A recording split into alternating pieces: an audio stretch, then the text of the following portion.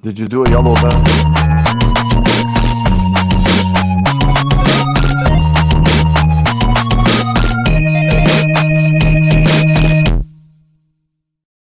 What's up, everyone? Welcome to Season Gaming Bitcast. It is Saturday, and feeling good, and I'm here with Cyberflunk, and the guy on the bottom. I'm not even going to say my partner in crime after that. Look at all that yellow, baby. Look at all that yellow. Look at all that yellow. I do it for Ains. So, Dan, my Bitcast regular, man. How you doing? My Bitcast regular. Yeah, you show up every week. I mean, you're a regular. I guess. Yeah, I'm good, man. Good. Just been kind of chilling out. Chilling out? Living in Night City? Yeah, pretty much. Like all of us? Yeah. Like everybody. Yep. And then joining us, one of our favorite friends of the show, the host of the Backlog Chronicles, and an actual doctor. He's not just a doctor on Twitter and TV, my friends. I've gotten asked that a lot. Who has actually just fought his way back from COVID himself. Yes, so, how you doing, brother? I'm good, man. I'm good. Thanks for having me on. Always, I love talking to you guys. It's gonna be awesome, man. Are you like a general practitioner? Yeah, I'm an internal medicine practitioner. All right, I got something down here I need you to look at. No problem. After the show's over. I got gloves, man. I got gloves on hand. We'll be good. You got a microscope? Yeah, you're gonna need something more powerful than that. We'll get the Hubble. See what we can do. Oh man, so it's gonna be a fun week. We've got a lot to talk about because of obviously goes without saying, Cyberpunk's the big topic today, and we're going to talk a lot about it. We've got the Halo Infinite update. We've got everything that happened at the Game Awards, including premieres. We won't talk about the winners too much. We'll touch on it, but a lot of new games to talk about. That's exciting, and we've got the MPD results from the console launches too. So we're going to go ahead and get into it. And you know where we're going to start, man? Cyberpunk. So it is here after what feels like an eternity of anticipation and delays and hype. There's an awful lot to talk through here, guys. And I know all three of us have been talking offline nonstop about the game and playing it, but I wanted to kind of go through some of the things. So I figured let's get the bugs and performance discussion out of the way first, right? Let's talk about the obvious, which is if you're playing this on a base Xbox One or PlayStation 4, you may not be having the best time right now. It's pretty rough. Performance is poor. There's a lot of optimization that still needs to take place. But if nothing else, I think it's showing that the ambition of this game, the size of it, how much is going on behind the scenes, it's just a challenge. It's just too big of a challenge for those consoles to overcome, I think. Mm-hmm. Oh, yeah. I think, look, man, whenever you're talking about things like this, you have to kind of try to draw this balance between telling people to be practical and not trying to sound like an asshole, by saying like, well, why didn't you upgrade to the next gen consoles? So I think a lot of people are forgetting that this game has been in the same development cycle lengthwise as the previous console generation has been on shelves. We've had those consoles for 7 years. The technology that was in those consoles was already a couple years old by the time they were on our shelves. So you're looking at about 10-year-old hardware. And Ains, I was telling you this earlier too. You're already committed to these consoles, from 7 years ago or 8 years ago when you first announced the game. And so as the time goes on, the technology starts getting older, but technology also starts getting newer. So on their end, and we've already known how ambitious they were going to be with this game, in terms of size and scope and detail and all this other bullshit that they were adding to the game. So that itself doesn't help out with the aging tech that we've already had on our shelves.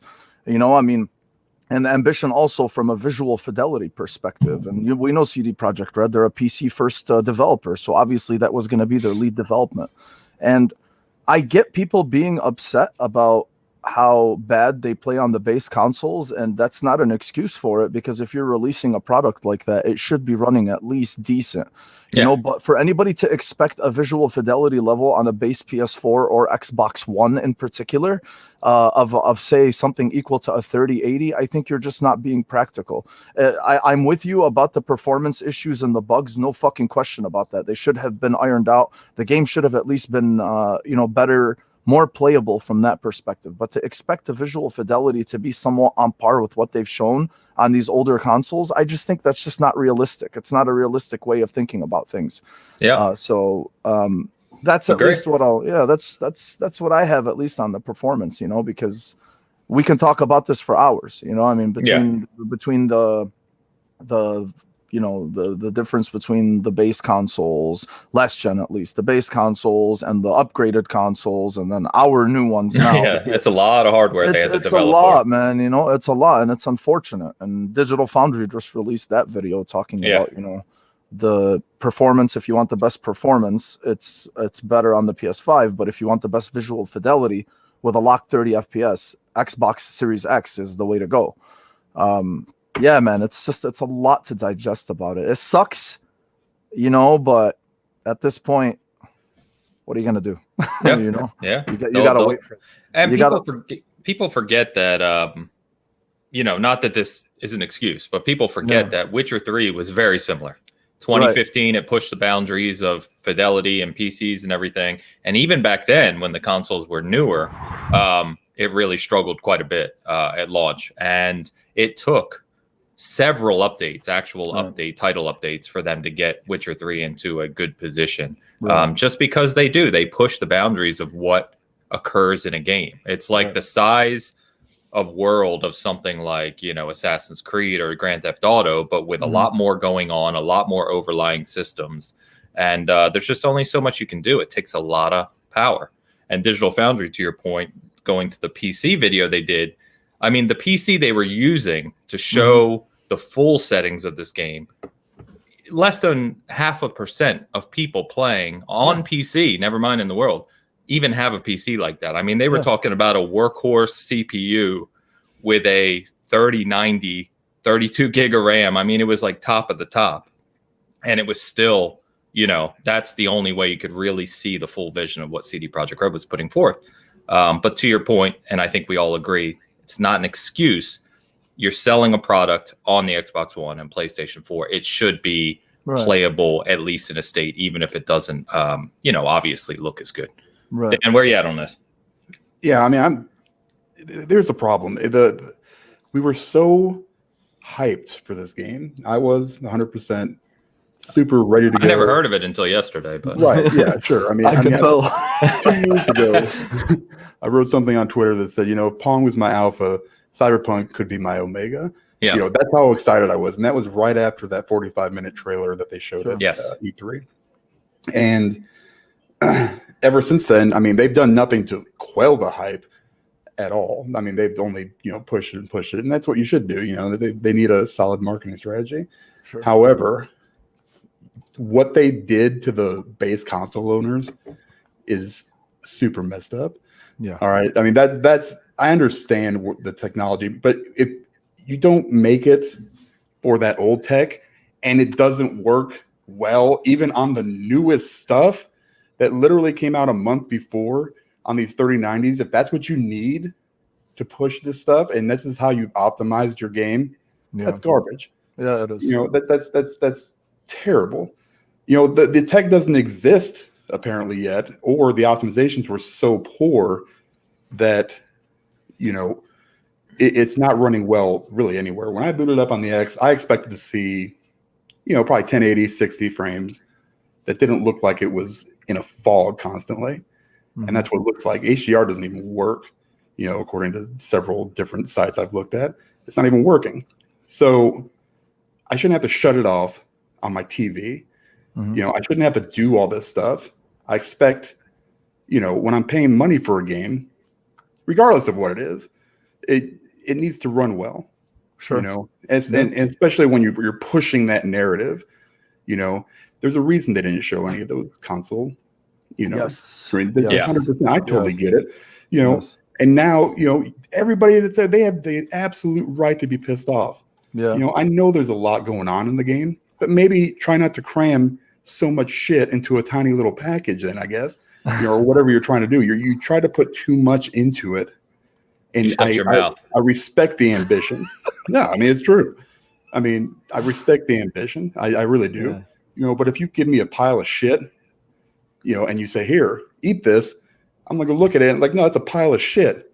Like, no, it's actually like this, $500 an ounce chocolate with this $300 an ounce peanut butter inside. It's actually not shit. It's got all this awesome stuff. It just looks like shit. Yeah.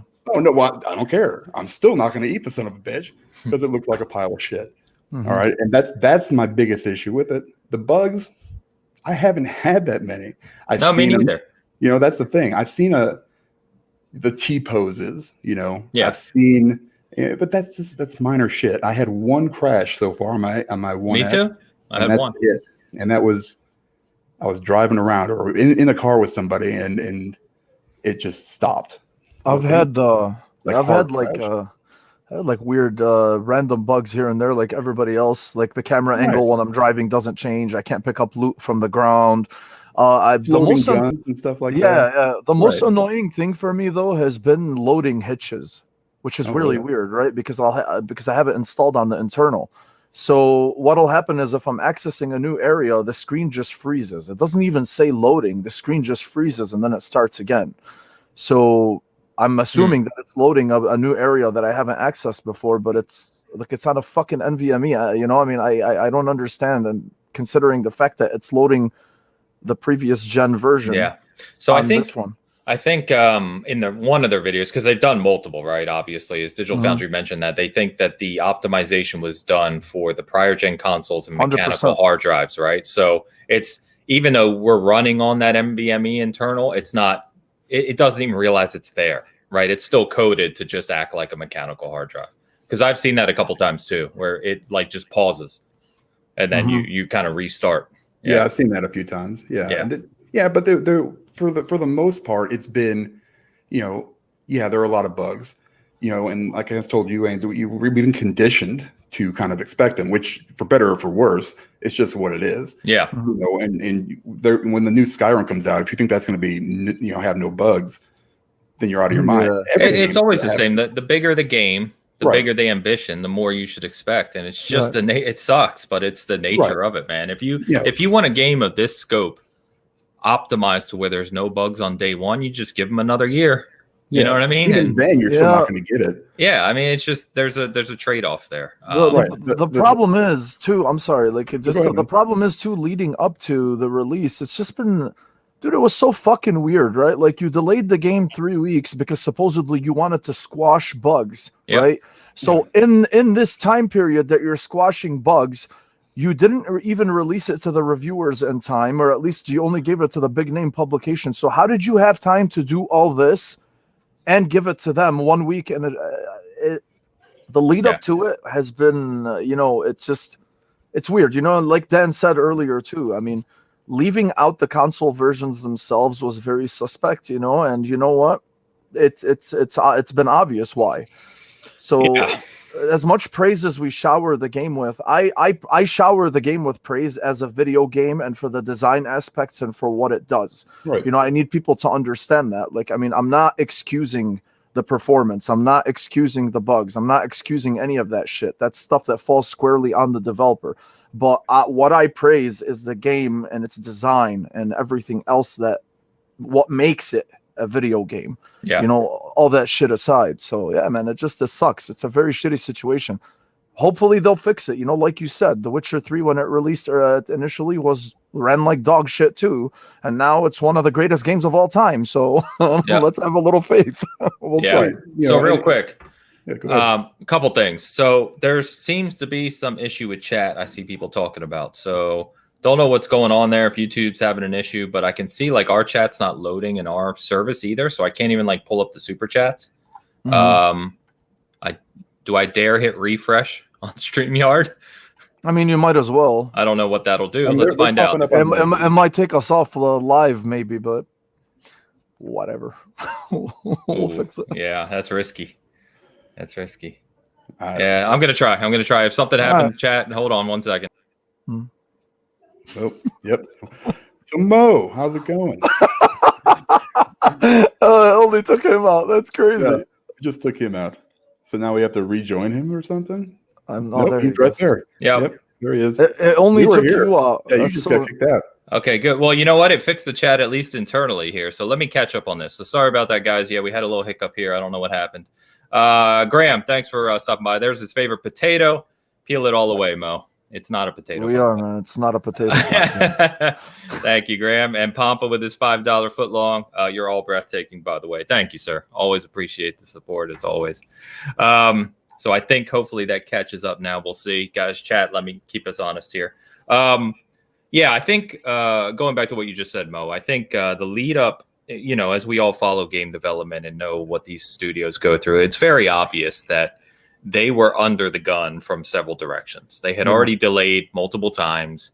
They've got investors to talk to. They've got, they've got obviously internal deadlines. They've got this argument about crunch over here. They've got bugs over here, a ridiculously ambitious game. And at the end of the day, it just feels like it all came together to get what we got. It's we're going to get to the positives of the game here shortly because it's absolutely, no pun intended, breathtaking. But everything we just said is a result of this final kind of rush to the finish line and not having that, truth be told, extra few months that they would have truly needed to make these things run better at launch. I honestly don't know if they would have been able to do it in an extra few months. I mean, I have no idea. If they stopped scope, you have to stop scope at some point. Sure. Well, yeah, of course, yeah. But that's kind of why they're in this mess. They basically shoved as much as they possibly could in here, and it's busted at the seams. And that's everybody wants more from their games. Everybody wants the next, Witcher 3, the next Red Dead Redemption 2. Right now, I mean, I'm loving it, but it's also not revolutionary in the way that Red Dead 2 was to me. I mean, and a lot of it comes from, just getting blown away. When I pop on Immortals Phoenix Rising, all right, I'm like, woo, this game looks fucking badass. It looks so good. Yeah. Like it pops, everything looks great. A lot less going on. Totally understand that. Of course, but you've got to also manage internal expectations as opposed to, we're going to just put this huge game out that's going to blow everybody away. And I think it could be there one day. It's not there now. Not even close. So it's going to be like The Witcher, like you said, Mo. It's going to be, and I was lucky enough to not have to deal with The Witcher 3 because I was staying as far away from it as possible because I played The Witcher 2 and I was like, that is the worst game I've ever played. It's so bad. Really? It's so bad. I played a few hours of it, man. I enjoyed it. Dan's review scale is like it's garbage or he loves it. That's it. That's it. So I got past the tutorial, right, in The Witcher 2, and then I was like, this combat is garbage. Yeah. And so I was like, I stayed away from The Witcher 3. And then eventually one of my buddies was like, you just got to play it. It's amazing. I played it, couldn't put it down. That's the only thing I played until I finished everything, including all the DLC. It was an amazing game, but that was after it was fixed for the most part. I played it at launch. Yeah, I did not play it at launch. Yeah, it's I don't know. I maybe it's just my personality. Maybe I don't know what it is, but I don't get as upset about this kind of stuff as some people do. Some people will literally let bugs ruin their entire enjoyment of a game. No. And for me, that's not me. Like I'm absolutely addicted to Cyberpunk. We're talking about it. I'd rather be playing it. Yeah. Sure. And I honestly, and we've been talking about this, Dan, too, because I played it on PC now. My PC is not top end, but it's certainly no slouch. And even on PC, it needs some freaking power to run. It's definitely sharper than what I'm playing on Series X, but that's about it. And now that on the Series X, as Digital Foundry showed this morning, you play on quality mode, turn off the graphical effects. No, it still needs optimization without a doubt, but it looks damn good.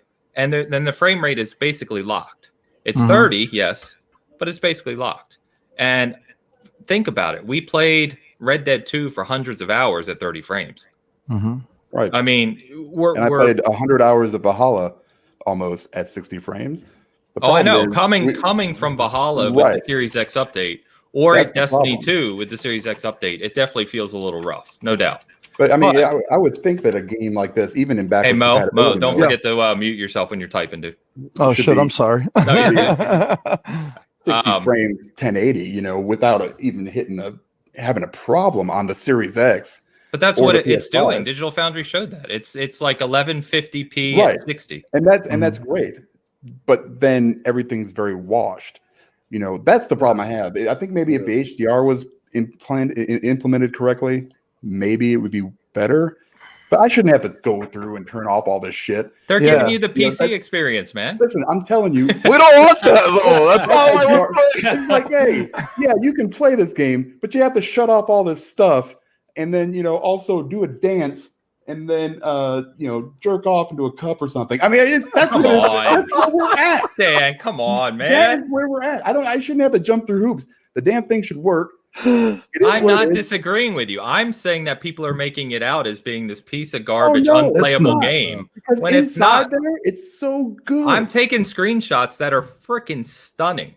Right. And the fact that that's a one shots. The fact that that's a 1X build, Dan, is unbelievable. I don't care what you say. It's unbelievable. And look at what this looks like on my TV. Well, I don't care about your TV. You fix it. Mine looks good. It looks, but everything else looks good. Why doesn't this? That's what I'm trying to get because you probably didn't do what I told you to do already. I did exactly what you told me to do. It still looks like butthole, but it plays great. That's the thing. There's so much there that I like that I'm pushing through. You know, I'm not gonna stop playing. I just, you know, I should, you know, I'm not gonna apologize for wanting a decent product either. You know, I'm not some fucking absolutely. No, I don't give a crap about them. I love BioWare too. You know what happened? They did Andromeda and Anthem. They need to prove to me again that they can. We're going to get to them. Don't worry. Those bastards. Don't get me started. You guys have already started. This got way off the rails. We're 20 minutes in and we're still going about bugs. Like it had to, man, because that's been the biggest thing. You know, I mean, that's been the biggest knock on it, and it's important to.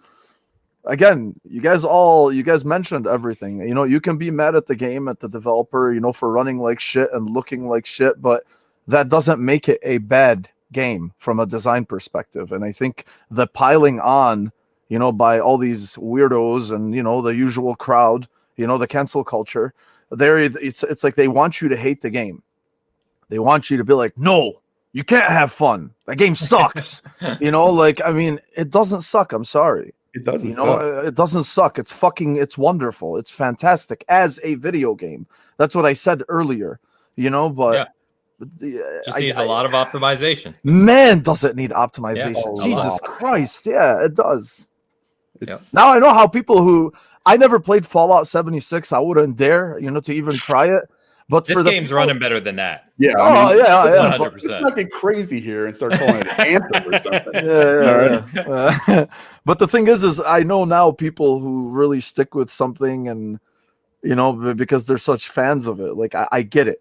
You know, now I get it. Especially the martyrs who stuck with Fallout 76 in the beginning, at least. Yeah, they must. Yeah, but which was way worse than here. And again, the thing for me is because my enjoyment is so awesome. The game is so great to me that I kind of just put that shit aside. Like it hasn't been enough to hinder my experience. Do I see it? Yes. Do I recognize it? Yes. The floating cars or the floating guns, and you know, not being able, again, picking up loot, and fuck, man. Yesterday I was trying to switch weapons and he used a stim shot. I'm like, what are you doing? I didn't fucking press up on the D-pad. What are you doing? So yeah, I mean, it's annoying, but we gotta wait. Unfortunately, we gotta wait, and it sucks because we've been waiting for so long. Yeah. That's the most frustrating aspect. Fix your shit, CDPR. Yeah, definitely. Yeah, but yeah, I think we covered it. So now that we've gotten that off our chest, let's talk about you know, things we actually are enjoying in the game. Mariano, I'm sorry, Mariano said, "Is this the grind my gears segment?" I know. And there's definitely a problem with this chat because it's not loading on our platform here. I literally can't pull up people's chat on the stream. Loading very, very slowly on the YouTube one. Yeah, it's kind of mess. And it's messing with our viewers, so that's not good. But hey, you know, it is what it is. We'll continue the conversation. What was I going to say? I think CDPR is actually, they got their hands into the YouTube chat. See what happened? So I could go on. I've got a review to do on this game, which honestly, I don't know how I'm going to even attempt to start doing that. I hope because you're taking notes, bro. I am. I always take notes for reviews, Yeah. but there is so much to talk about here. So I would say, we could spend hours talking on this. So let's think about a couple things that have stood out to us, maybe. One of the cool things I had was I was walking up. Mo, you're typing, brother. Oh, shit. I'm sorry, man. Damn. You can mute right on the screen, too, remember? Right at the bottom of the screen. Yeah, I know, man. I'm just technologically defunct. That's it.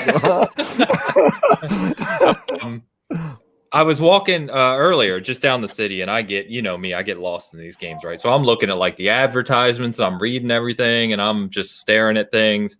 And I'm walking, all of a sudden there's cops over here. You know how the cops will like have this like lined off section because they're dealing with something? Well, all of a sudden one screams out, "We need help over here." And you see the cops all die. Like they all got killed. And I was like, what in the hell's going on? So I jumped over the line, which usually you can't do. Jumped over the line, turned the corner, and there's this cybernetic enhanced enemy, I guess, that suddenly popped up. And whatever, NYPD, Night City, NCPD wanted. And so, so I started shooting at her, and she was doing that thing where she's like teleporting, you know what I mean? Like doing the quick dash. No. And it took me a while to beat her, but I eventually beat her. And then I got the, the credit for helping the police. And I looted the hell out of all the police as well. And her, and got some epic stuff, and it's just like, that was completely just me walking by that spot on the map. That happened dynamically. It wasn't on my mission list, wasn't anything you would even know unless you walked by there. And I think that's stuff like that you used to see in Red Dead and Witcher as well. And I think the really big open world games that do that well make it feel like the city or the world is alive by doing things like that. And it's just really well implemented. I've just been fascinated with it. Let me ask you, did you get a notification when you walked by that thing? I know exactly what you're talking about because I did the same thing. I was walking by and then the police came over my scanner thing and said, "Hey, we've got," or no, it was one of the fixers actually came and said, "Hey, this crazy woman is out here and you need to go over there and take care of her." No. So I was told about that prior to going over there. It was a mission for the lady with the eye patch. I don't remember her name was. Regina. Yeah, that's no, it wasn't. I didn't get a mission for it. It was just it was like I watched the cops die and then it popped up, alert. She's the one with the electricity and stuff. Like, she could dash about. Yeah. Those are pretty cool. That's the type of shit I love about these games, right? And the other cool thing that I saw is side missions. If you decide to do them, you can't repeat them. So if you fail them, you fail them. Yeah. Like one of the weirdest side missions I've ever experienced in any video game was when I first started, and this isn't anything spoilery, obviously. When I first started the game, once the map opened up, I'm like, fuck it. Let me go explore. Let me see what's going on. So this guy, apparently his penis was burning him, and he wanted me to take him to a doctor, and he jumps into my car, and I'm driving, and he's screaming at the top of his lungs in the passenger seat. Did you tell him you were a doctor?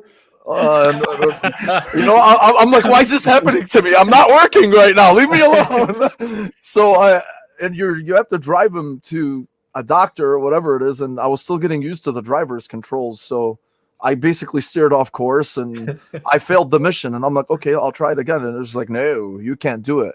And I thought that was actually pretty cool because from a design perspective, they're kind of like, no, you get one shot at this. So if you don't get it, then that's part of your experience. That's part of the RPG, right? Yeah. You're shitty. You fucked up. So you didn't, you didn't finish the mission.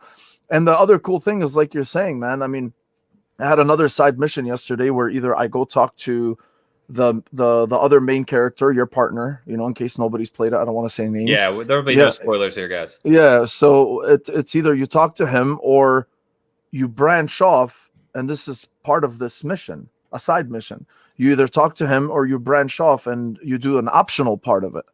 So he's the main part, but then there's an optional part. And if you go do the optional part, you end up talking to somebody who gives you a mission as a nomad, because I picked nomad. And if I would have talked to him I wouldn't have been able to access that. That would have been completely locked out.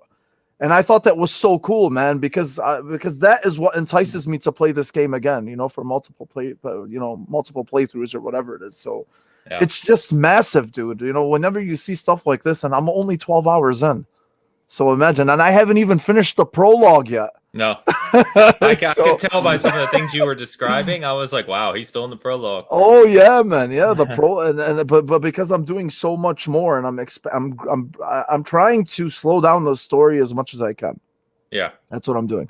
When I'm forced to progress the story is when I start to move forward with it. Or like if I've done enough side shit where I'll be like, okay, yeah, it's time to at least move forward and see what's going on. Yeah, I usually do a mix. I'm just so immersed in it, man. It's the prologue in itself is like a contained story, and it's excellent. Yeah. And then it opens up more after that. I've seen the messages. That map is fucking huge, dude. So I don't know about you. I know Dan's been playing a lot. I checked this morning, as you know, Mo, and on my Xbox playthrough, because I've played a few hours on PC too. My Xbox playthrough, I'm now at about 28 hours, and I've played a few hours on PC. So I'm over 30 hours in. I've done the Corpo and the Nomad beginnings. The Nomad is my main playthrough. Oh, you're doing multiple playthroughs? Well, I was doing it on PC, so I could talk to the experience, and and I did different characters. I did different beginnings. Mm-hmm. Beginnings, it's pretty shocking. Like, it's a good hour and a half, 2 hours. That's completely different in how it sets up the game. So pretty impressive there. But yeah, I mean, Dan, where are you? Well, you can't talk specifics, but how much time you got in? I probably got similar to what you have. Okay. Now, I'm guessing 3 or 4 of those hours are me messing around with my TV / Me too. What level are you? Because I was laughing this morning. I have almost 30 hours in, and I'm level 11. I'm probably there's 2. There's the main not one. Street cred. Your level. I'm probably 13. Okay. I think 12 or 13. I think. I know my street cred's up to like 17 though. Oh, see, I'm at 11. I'm just wandering around. Yeah. Well, I mean, it's just from, I think, the missions that I decide to do. So, I've gotten more from, different ones, I guess. I love that aspect of those kind of games. Like Red Dead Redemption 2 did a really good job, like you said, Ains, just kind of walking down the road, and then something random happens, and all of a sudden you're in the middle of a gunfight or something. Yeah, that's awesome. And when you can put those kind of systems in, and kind of be surprised, that's great. As far as everything else, I love the sword play, which so funny. And I was like, I'm not doing this because like every time I do like a Skyrim or like a Fallout game, like eventually I end up just pumping everything into like body or whatever it is, and just going to town on people's faces. And I wanted to stay away from that and kind of go kind of do like the stealth / hacking. I'm starting to pick up what the hacking is all about. It's the skill trees are a little bit convoluted, as far as like what everything actually does. And I didn't realize till like halfway through that there's 2 different tabs, or sometimes 3 in your perks. Those are your perks. Yeah. So in your actual skills, I was like, oh damn, I missed out on all this stuff. So what I do is I kind of bank like a certain amount of points until I get to a point where I'm like, oh, I need to pop that door open, but I can't. Hold on for a second. Like I don't automatically like level up. I kind of bank maybe 5 or 6 of them. Yeah, getting a much lower now, but that kind of like the sword play is super fun. It's not like mechanically great, but it's so powerful. Like I want to, we saw those like in the trailers where they get those blades. Mantis blades. Yeah, Mantis blades. I haven't gotten those yet. It's like you have to be level 20. Okay, Jesus well that's Christ. That Okay.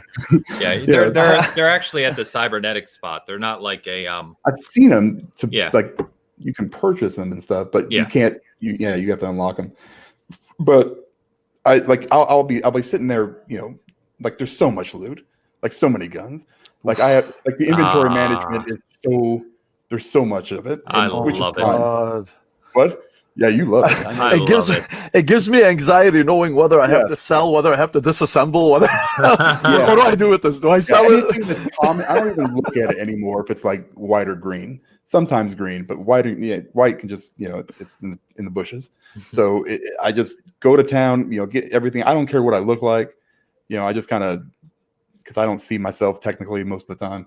So I built, I like the options. It's a little bit overwhelming, but it's still cool. And so the combat is really good, I think. Gunplay is good. I feel like I actually really like the gunplay. Yeah. I really like it. I don't. It's that. Like I said, it's not nothing. It's just solid. Yeah. Yeah. It's not the revolutionary, but no. it's the fact that you can navigate the auto lean around corners. Yeah. You auto lean over things, and you can even build skills that are bonuses for when you're behind cover. Yeah. And it feels weighty. And the one thing, not to cut you off, Dan, but the one thing, like, I could give you 10 examples. I know we were talking about this offline. Give you 10 examples of things that people are going to overlook in this game, like right off the top of my head right now. One of them is the bullet impact. So bullets depend upon not only your weapon and your skills, right, which is obvious, but then it also depends on where you hit someone. There's a randomization counter to that, and then it's also your distance as well. And then there's different pellet counts per gun too. So, for instance, if I'm shooting someone with a pistol and you shoot 3 bullets in the same spot, the damage will be different all 3 times because it randomizes every single bullet impact, right? If you use a shotgun, it's got like a spread, and each of those spread bullets is individual and will impact at a different point for a different damage and whether or not it makes contact. And then there's headshot multipliers too. So you can do critical hits in the body. You can do critical hits, or you can do headshots. You can do critical headshots. There's so much to the combination of how combat can take on. That's before you even get to the tech weapons, to ricocheting bullets, smart weapons, all the other things that are in the game as well. Wow, yeah. No, that's the detail that we were expecting for a game like this, right? This is the type of detail for sure. Because there's some games where you get a game or gun, and it'll say it does 20 damage, right? Mm-hmm. And every time you shoot an enemy, it'll be 20, 20, 20, 20, 20. Yes. As soon as I see that, I'm bored. I'm like, this game, no. Like it's boring as shit because it's just there's no randomization or RPG element to it. Mm-hmm. Yes, no, it's just a straight no coding action game at that point to me. I agree. No, you're right. All the stuff, I agree with everything you guys said. The gunplay, I actually, the way I was approaching, I was like, for a developer who's making a first-person shooter, for the first time, like their mechanics are pretty solid. I really have no problem with the mechanics at all. The one thing that I'm hoping that the game does avoid is the open world tropes, or the video game tropes, basically. So what I've noticed is, and remember, I'm 12 hours in, but man, there's a lot of like helping the police side missions. Like this is the type of shit I hate about Assassin's Creed, the fluff that's there just to keep you busy. Like I love doing those missions because I know I'm expecting good loot from them, right? But the thing is you can't just be, it can't just be, if you're on your way to something where, you just start seeing the police thing flash, because it's kind of like, okay, I know what I'm going to do here. These are the types of things that I'm hoping that the game keeps or at least avoids, in the future, when I keep progressing more and more, because I know you have to fill up this world somehow. And through 8 years of development, I'm sure, between the thousands of pages and the hundreds of thousands of lines of script that you have for all these side missions and everything, and for all the characters, I hope that I'm already seeing it this early, but I hope that the more I go on with it, the more I don't notice. I just think that's lazy. I hate that. Like I don't like missions that are there to just keep you busy, and that's why I stay away from a lot of open world games, because there's just so much fluff. If I love open world games when they respect my time and when I do these kinds of things where it's actually worth it. Dude, like we were just talking about Immortals Phoenix Rising, right? The world is big. There's a lot of shit in there, completely optional. But if you want to get a chest, and then there's a puzzle to get that chest, that they make it worth your time. Like in order for me to do that, I'm just like, okay, like this was worth it. First, you feel like a genius after you do it. Yeah, you know. And then second, the loot is worth it. So that's that. If I have anything about the open world itself, like that's the type of shit, because outside of that, the randomization, like I was just telling you, some guy's dick was hurting him and I had to take him to a doctor. I'm like, what is this, man? This is crazy. Like, why is this even happening and why is this in there? But it's there, so the randomization and shit like that, I love it. I think it's fantastic so far. Yeah. Outside of. Yeah, no, I got you. And Dan, I'm sorry, man. You started talking about guns and I cut you off and went on my little gun rant. So please continue. It's there's a lot of like little things, it's the whole package. So, it's not just, it looks a little bit, what it is. And then we've covered it. Hold on, I'm getting somewhere. And then you've got these excellent systems in place that, allow you to kind of look past some of the smaller things, the bugs, who cares? Like I said, it doesn't matter. What the only other problem I'm seeing is I did one mission for Regina, I think, and fucking it was Regina. Regina. It was in like a small little warehouse thing. There were like, I think 6 enemies total on 3 different floors. I go in, sneak in, hack my way in, take out a couple guys, call it good. Still don't know how to air assassinate. Let me know if you figure that out. Don't have it either, man. If anyone in chat knows what button you hit to do the air assassination, tell us. But I ended up taking out 2 of the guys, got my stuff, left, done. 2 minutes later, I'm like running around. She calls me. I got another mission for you. Cool. Back to the exact same place. And I don't know. And people that I had killed already, still dead. And I was like, why am I going here again when there's such a huge, choice, open world to choose from? This is kind of weird. I know she's specific to whatever it is, Watson, I think, or I don't know exactly what. Yeah, I don't know the regions off the top of my head. Yeah, no, but but I would have figured there'd be more of them. I'm not sure why I had to go back to that place. It made it easier because I had killed 2 guys already, which was great. Or that kind of stuff is a little bit weird to me. Sure. But I mean, it's still fun to play. That's the biggest thing. It's not, where it's to that level of it's so broken, that you can't, do anything. I don't know, man. There are so many good things. I think once they get it all fixed up, like we said, it's going to be Witcher level quality stuff. Yeah, and that's what I'm really. The thing for me is, honestly, I laugh at the bugs because some of them are so fucking stupid. Like, you can't help but laugh. Like yesterday, I killed a group, whatever. It was like a little gang or whatnot. And one of them, he died, but he's still standing up holding his gun. So I'm looting him, even though he's dead. He's dead and he's just standing up, that type of shit. Like, I laugh at it, like it's janky, but it's funny to me. Yeah. So I wanted to ask you guys about this, and chat seems to be partially working now, it says. So we'll see. Hopefully it's fixing up. And Pong in chat, it hasn't loaded on mine, so I'll just say it. But he's asking, I was going to ask you guys how to air assassinate. I swear, I don't know what button does it. I have the skill unlocked, and I don't know what button does it.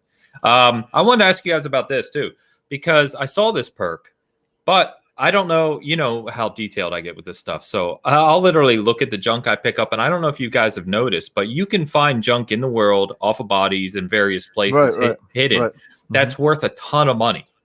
Yeah. So there's a lot of junk that's like 2-3 euro dollars, whatever the hell they're called. Yeah. And I sell most of that when I go to the machine, right? But there's other ones you can get that's like 800, 1,000. Yes. Yeah. So why would I want to dismantle that? I want the money. And that's why I did not load that perk yesterday. Dude, you know what made me change my mind about it? I ended up I did a side mission and I killed this lady and she had $750 hoop earrings. Yeah. And I was like, fuck that. I'm not dismantling that. Yeah, exactly. I can't, I'm like, no, I'm not. I get that it's a lifesaver from that perspective if you just want to keep getting resources for the shit that you have. But I'd rather pick and choose what I want to sell and what I want to dismantle. Yeah.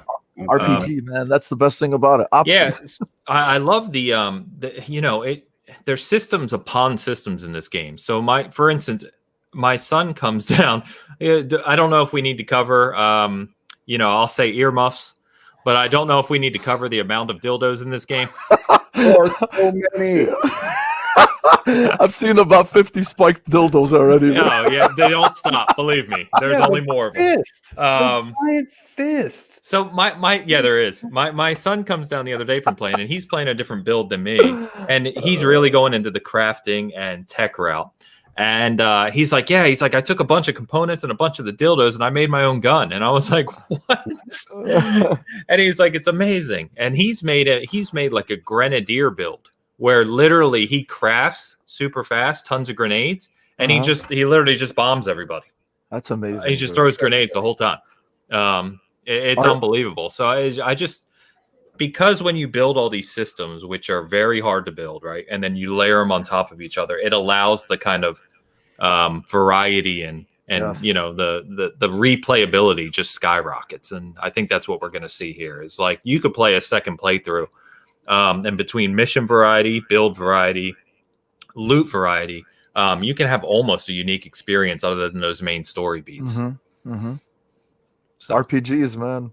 I love it. I love them. That's why they're amazing.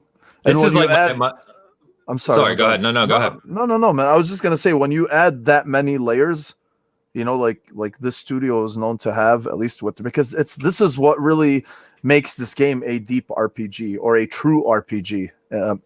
And that's why CD Projekt Red is known as developers of true RPGs, is because they give you those layers, where really, like you're telling me right now, like your son, he made a grenadier class, where he just goes in and firebombs everybody. That's so fucking cool, because the way I approach it is I try to do stealth, and if that doesn't work, guns glory. That's what I do too.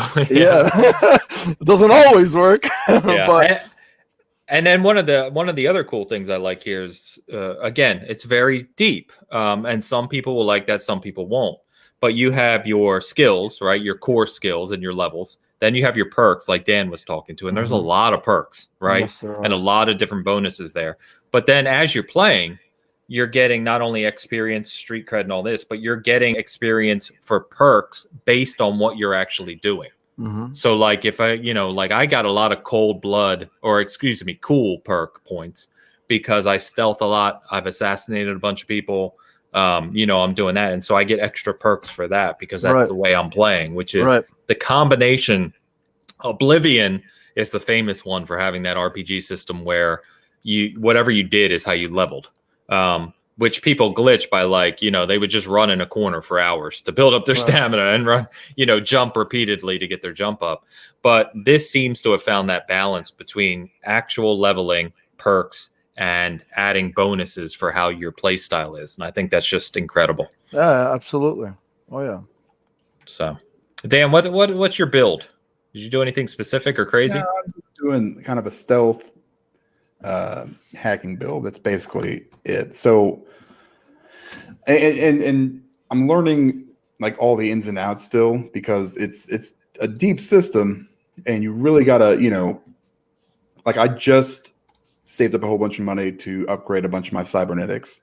And yes, don't ignore those, by the way. Yeah, my system software, my OS or whatever it is, the main one, that was a huge difference, and it was worth the whatever $25,000 I spent on it. Yeah. And so, now I'm able to go in, get this initial hack over wherever the breach protocol is. Yeah.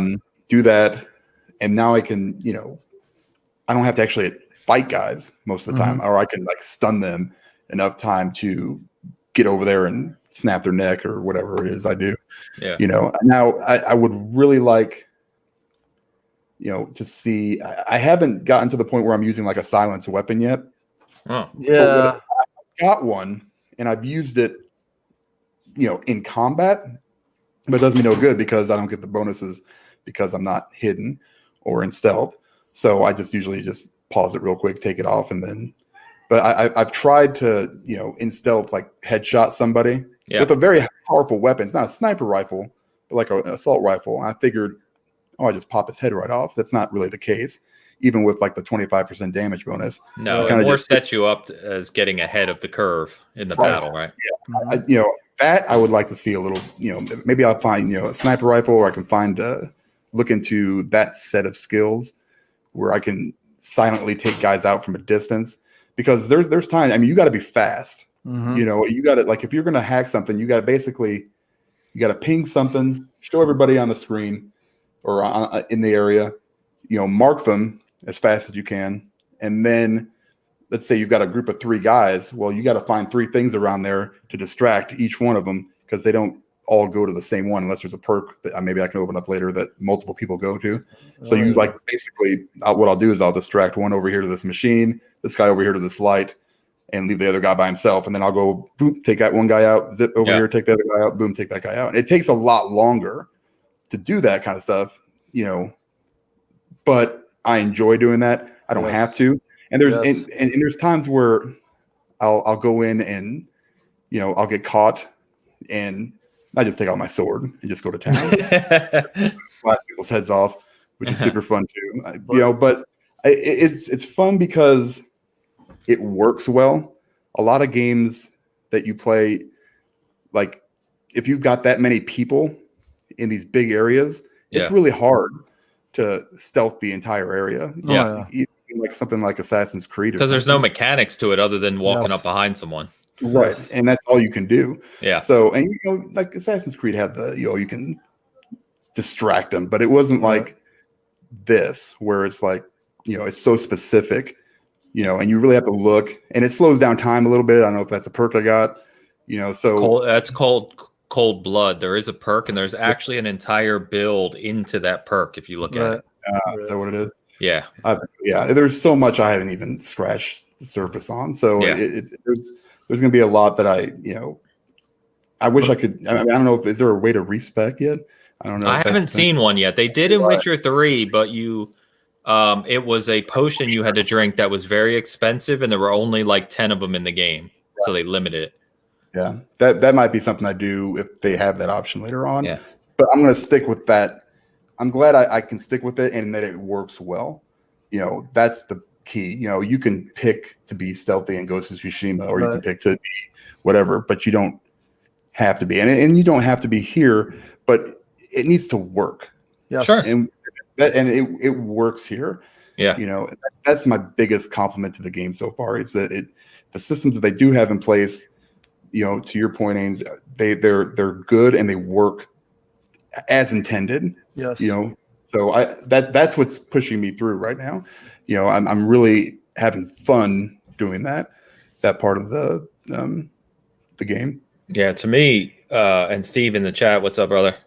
We were talking about this earlier, but it feels like the Deus Ex game that I've always wanted. That was games. Yeah, the classic Deus Ex games, even going back to like the old PC and original Xbox, right? The classic one. It felt like you're in this cyberpunk, for lack of a better word, right? Future. And you could stealth, and there was RPG elements to it. And this feels like that dream fully realized. And it's amazing to me. In fact, we were talking about differences in play style, like you just were, Dan. My son's friend, my son is in a party every night of like 7 people who play like Destiny every night. Now it's Cyberpunk, and they just talk. And they're all playing. And he said his one friend is just doing a straight brawler build. So he's 100% body and just melee and punching. And he said he sent him clips of it, and it's just hilarious. He just runs in and just starts beating the crap out of people. Brute force, man. I did that in Fallout, I think, Fallout 4. And it's a blast. Yeah, it's just really cool can't be killed. That you can do that, because like I'm the opposite. I've put no skill points in the body, 0. So and I'm playing on hard. So usually when I get in a gunfight, I have to be very meticulous around how I approach it, because I can get killed in a couple of shots. But I can do so much other stuff, right? I can open like every door. I have crazy like abilities, like when I'm using tech weapons, right? I shock the living hell out of people, stuff like that. So there's just so much variety to it. How are you opening every door if you haven't upgraded the body? Oh, no, you do. Most of the doors are tech ability. Okay, man. So, yes, of course. Yeah. So like a lot of them that are force open. Force open is the body one. Yes, tech is to open it. Yesterday that happened. Oh, that So, happened like to for me last instance, I night. did a mission yesterday where, again, no spoilers, but Mhm. I had to kill this main guy, right? And to dance, it was like third floor of a building, and I'm surrounded by guys, right? But there was this back door over here where if you had tech 8 or higher, you could unlock it. And when I had to leave building, I unlocked it. There was a back exit to the building. I literally just jumped off the rooftop, and I was like, "Peace, I'm That's out." awesome, man. Yeah. That's See, awesome. now, I've seen some doors that have that option where it's like you have tech ability 8 Yeah. or body 7. Or they have both. But there's also some that have only body. Yes, Where it's there like are. force open. And then I'm just like, I cannot get to that damn door. No. I think that maybe it was what Mo was talking about. But my tech ability is high enough to where I don't run into that problem a whole lot. But it's really neat, super man. My tech ability screwed me last night because I did another side mission where you have to assassinate someone, and I finish everything. I do all of the things that I'm supposed to do leading up to finding this person. And once I get there, you could just open the door, but then it says, "Oh, I don't have enough tech ability." I'm like, "No, I gotta come back to it. I just wasted a half hour." You gotta pull those coins, buddy. Oh man, that's so bad. Yeah, But there's always, it seems to be, at least in most of the kind of actual side missions I've done so far, not like the random stuff, but or gigs, they call them, right? You have gigs, you have jobs, you have side missions. But there seems to be multiple ways to approach it. It almost feels like Arcane, like a Dishonored or what do you call it? Prey. Like there's just so many different ways you can approach accomplishing it. So really cool. I saw Pong in the chat said Contagion works beautifully on groups, which I think is the poisoning. Yeah. Okay. Because I have like the gas grenades, right? Yeah, and that's been awesome. You can just see it, messing people up, and they try to run and scream from it. It's hilarious. Mhm. You know, it was awesome too. I mean, this is just quick. I was playing right before this, and I haven't really used grenades, so I had like 40 of them. So I was like, "Oh, hell with them! These guys are on to me."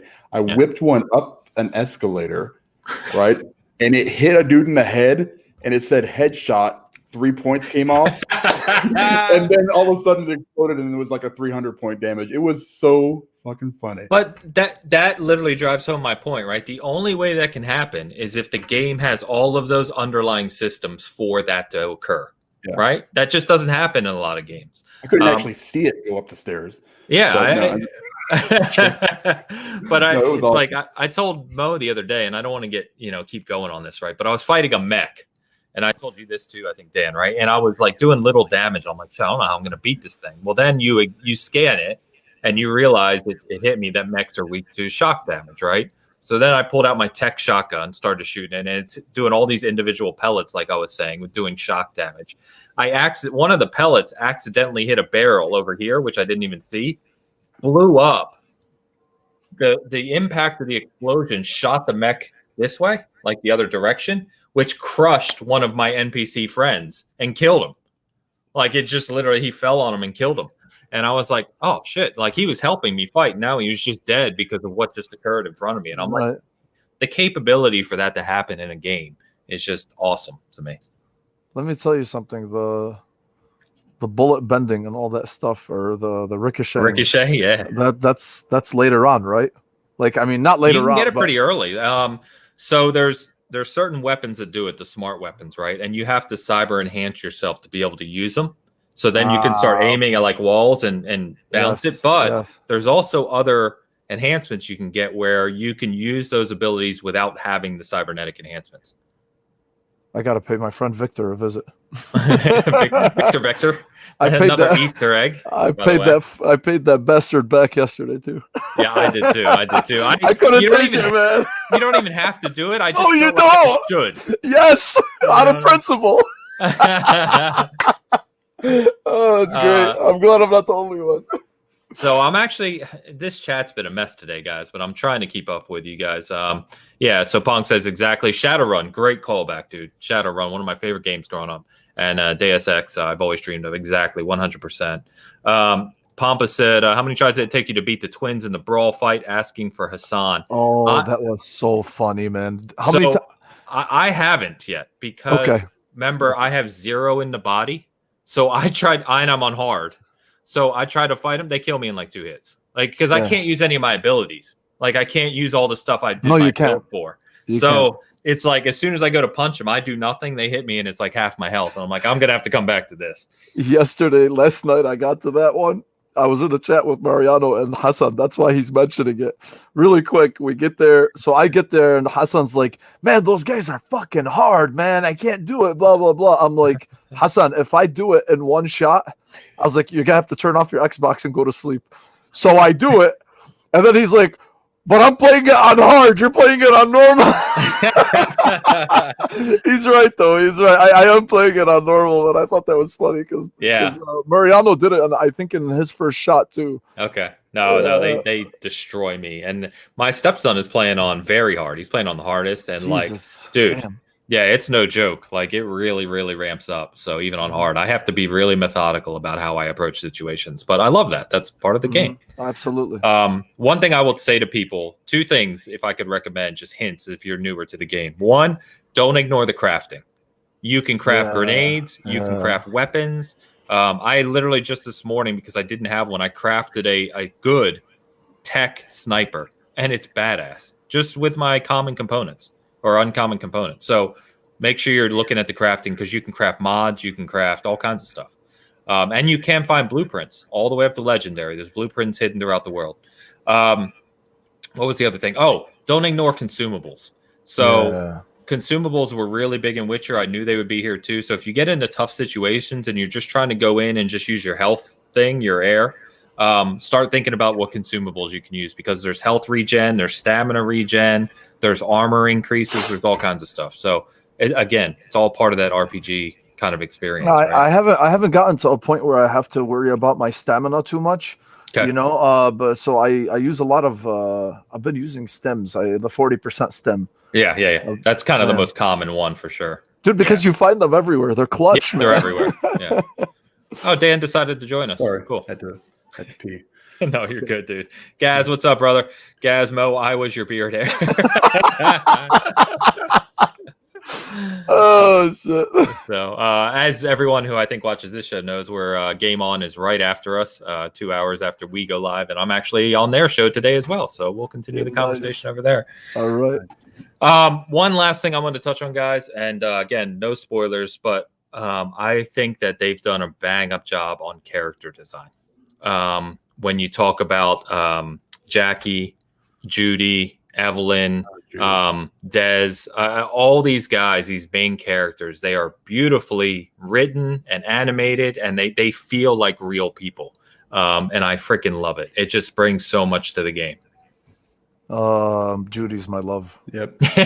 Yeah, offer for dude. Everyone's fighting for Judy. I'm good with Evelyn, man. She's mine. You want the blue head. Blue's my favorite color. Oh man. Anyway, dude, there's so much more we could say. Obviously, we're going to be talking about this game a lot. I kind of like it, if you couldn't tell. I'm invested in it. So my review in progress is going to start this week, and it's going to be the first time we do a review in progress for Season Gaming. Because as anyone who's playing it knows, I don't care who published a review that first week. Garbage. I'm just calling it out. It's garbage. You cannot review this game in 1 week with a rushed 30 to 40 hours of play. You can't. Absolutely. Period. So I don't pay any attention to those reviews. We're going to do it properly. We're going to take our time with it. There's going to be a hell of a lot of time invested, and we're going to speak to the depth of this game because this type of game does not come along often, and it deserves it. So anyway, that's what you can expect from us upcoming. Absolutely. Anything else you want to touch on Cyberpunk before we jump over, guys, to other topics? Dude, we won't stop if we keep talking about it. Let's not even kid each other, honestly. All right, so this one is near and dear to Mo and I's heart, I know. But we got the big update from 343 this week. I would say the largest update yet on Halo Infinite, right? It was a fantastic update. They gave us screenshots. They look incredible. I'm so hyped about what I'm seeing. And I'm actually hyped about what they said too. But it comes with the realization that this game has been delayed a full year. So it was supposed to obviously launch with Series X and S. It's now fall 2021. You can take that. They could launch in September, October, etc. Will they launch on November 15th to be the 20th anniversary of Halo? Who knows? But there's probably a good bet to be placed there. Regardless, I've got something I really want to kind of grind my gear on this for, but throw it to you guys first around the Halo Infinite 1 year delay. Dan doesn't even care. I know. I'll tell you. It's nice that they did that. I felt like there was a lot of self-awareness in the post itself about what a shitty job they did at the Xbox Game Showcase back in August. And I think it really sucks that you need to be slapped in the face in order for you to come up with, to be this self-aware. It's nice. Self-awareness is nice. Transparency is nice. But at the same time, if you yourself didn't know the standard of your flagship, or the bar that it has to meet, if you weren't aware of that initially, but this whole thing, this slap in the face is what made you aware of it, then that itself to me is disappointing, because Halo is one of the pillars to me. It's one of the pillars of video games. So there's no way that the fans of the series should have a higher standard for the games than the developers themselves. And initially that's what it seemed like, not from a gameplay perspective. From gameplay perspective, I was happy, right? I'm like, okay, I like what I see, grapple hook, blah, blah, blah, but I don't want to dive too much into it, but, we didn't get context. You just opened up the map and you showed me, all right, but you didn't give context. This game needs its own 20 minutes. It needs its own type of state of play or whatever it is, right? You need to show these because this is a flagship for you. This is the flagship for you. So you need to give it the time and respect that it deserves, and that was my problem with it, is I didn't feel like they did that initially. So with these updates, I'm glad to see it. It seemed like, dude, 75% of the post was really focused on the visual fidelity of the game. The entire post was talking about indoor environments and, lighting and all this stuff that they're going to implement and how they're going to really improve. And I'm glad they showed the screenshots that they did. They look stunning. They look amazing. Apparently, everyone thought they were renders. The developer came out and said these are literally from in-game, not in-engine. Yeah. In-game. He said, this is what I see when I stare at my screen or something like that.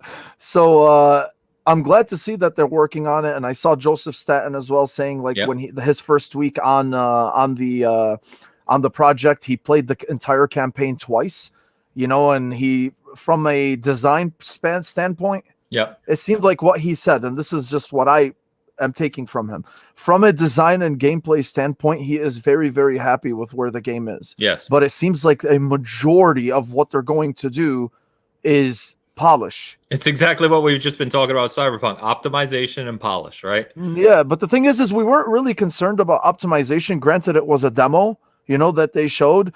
We were just, everybody's concern was like, dude, what the fuck is this? It looks like a base Xbox One game. This is something that you need to show off your Series X with. Yeah. And this is, again, it's flagship. You have to show off your new hardware with it. If you're sitting here touting, all the time, most powerful console, and you can't show us that it's the most powerful console with your flagship title, that's a fuck up.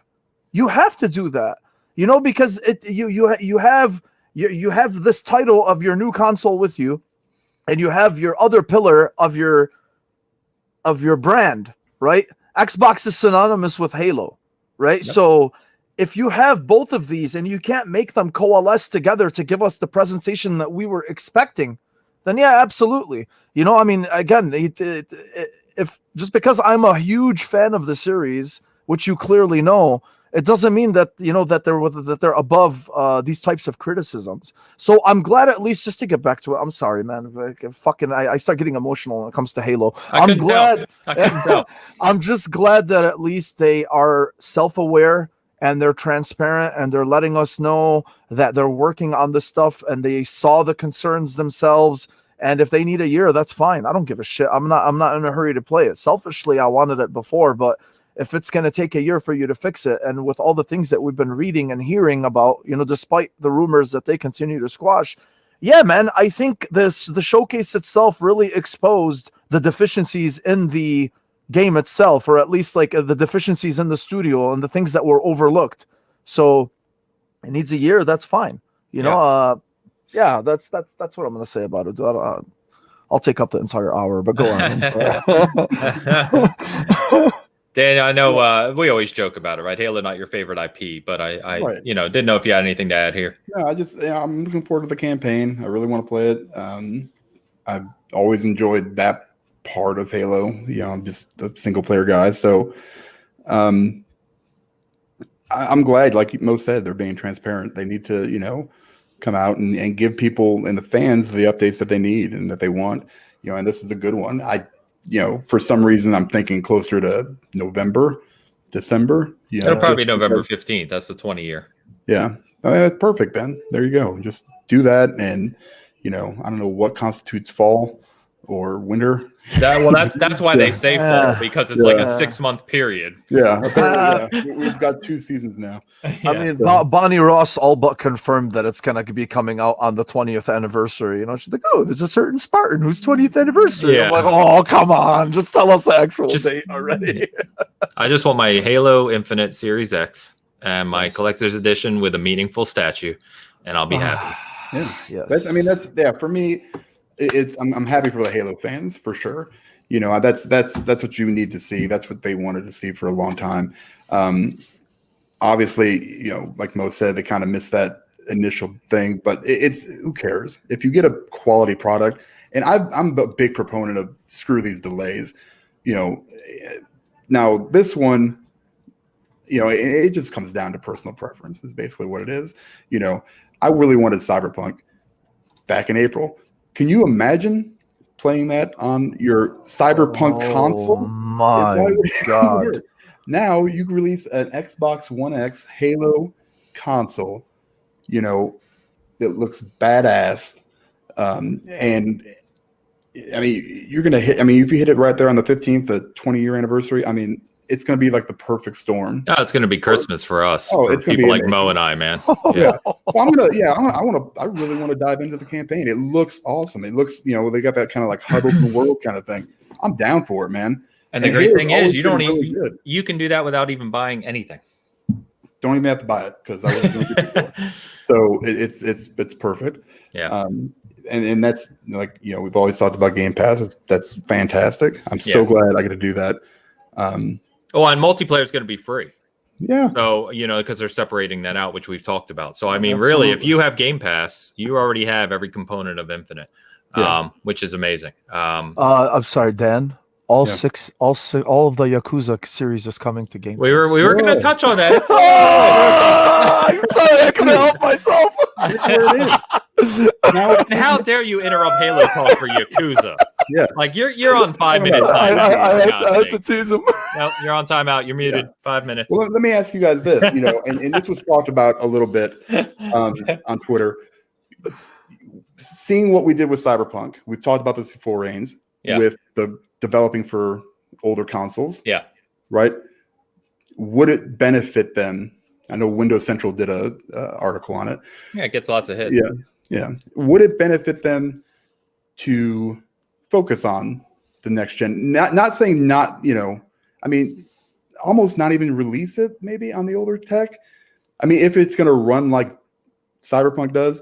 Now, I doubt that's going to happen only because this is kind of an in-house thing. They've had access to all of this forever. And they've been working on, you know, so I have much more confidence, which I never thought I would say in that studio in 343 than I do, you know, seeing what I see now. So what do you think that would be beneficial? Or do you think that still we're at that point where it's just like, no, listen, this is going to come out and. I'm of the same opinion I've been. Yeah. There's benefit there. There's always benefit because you're reducing the amount of development you have to make. Yeah. So you can put those resources elsewhere. Does it make sense to do that? No. I'm of the opinion that it's too far into development now to scrap that. And you look at it's not apples to apples, right? Cyberpunk is so demanding. So demanding. I think you can still make a quality Halo game for the base Xbox One because Halo 5 was a pretty big scoped game. It was an open world, but pretty large levels, lots of AI going on, and they still managed to make that run at 1080p 60. It looks great. Which is great, right? So, I mean, I don't think it's going to be the best experience, but I just think you've already said it. You're in there, and I think you can still make a playable, decent Halo game on that base hardware. That's my opinion. Sorry, Mo, one more thing. No, please. Look at Gears 5. Yeah. Gears 5 is a showcase right now, right? I would argue that we won't talk about Cyberpunk on PC. It's up here. But if you talk about console and next gen, I would argue that Demon's Souls and Gears 5 are the two pinnacles right now. Oh, yeah. And Coalition did that, apparently, from what we've heard from their developers, and Lee Perry has talked about this directly, they did that on Series X quickly. It didn't take a lot of time.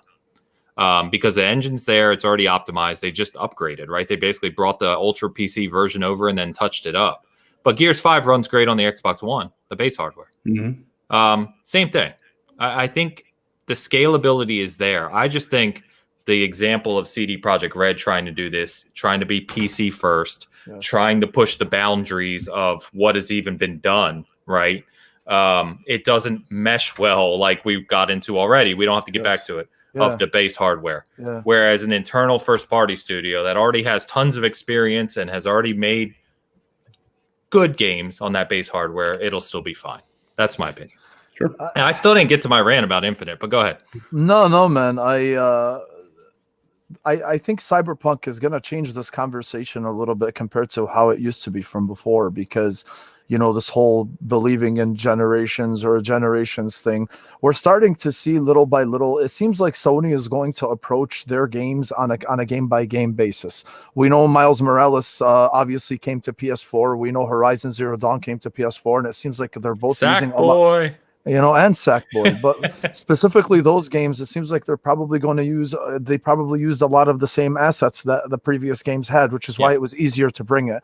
Now you're starting to see the separation a little bit between between the cross-gen versions. Ratchet and Clank is only coming to PS5. Yep. Demon's Souls was only PS5.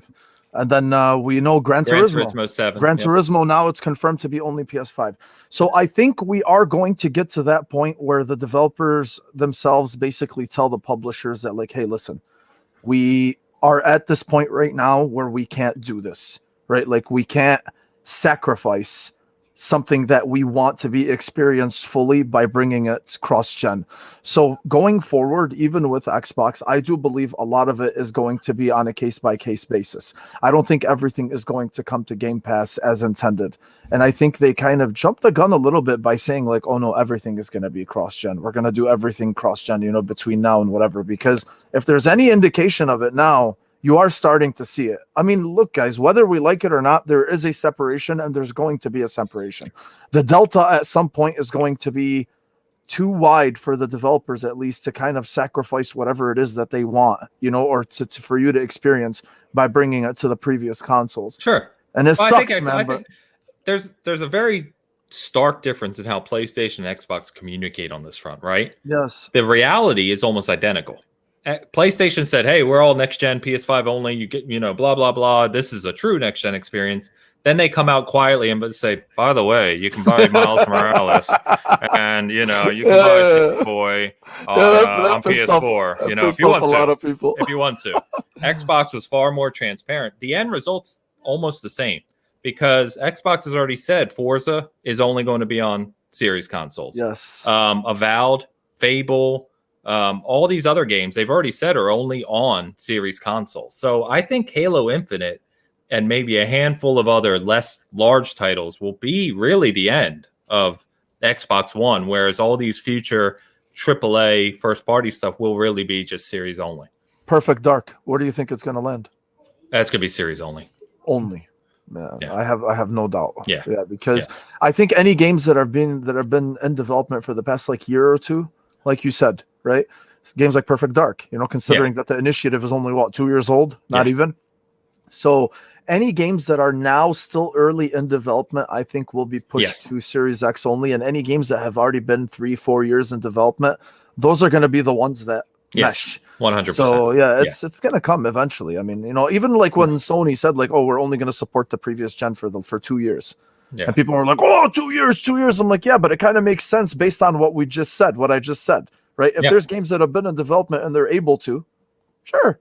Yeah. But going forward, you want to satisfy because, man, you have to look at it from a business perspective, an average consumer perspective, and the hardcore perspective. From a business perspective, it makes sense. You can't leave money sitting on the table.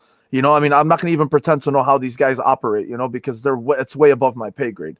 From an average consumer perspective, yeah, if you're the average consumer who doesn't want to upgrade right now, you don't want to be left in the dark, and they also want to satisfy you.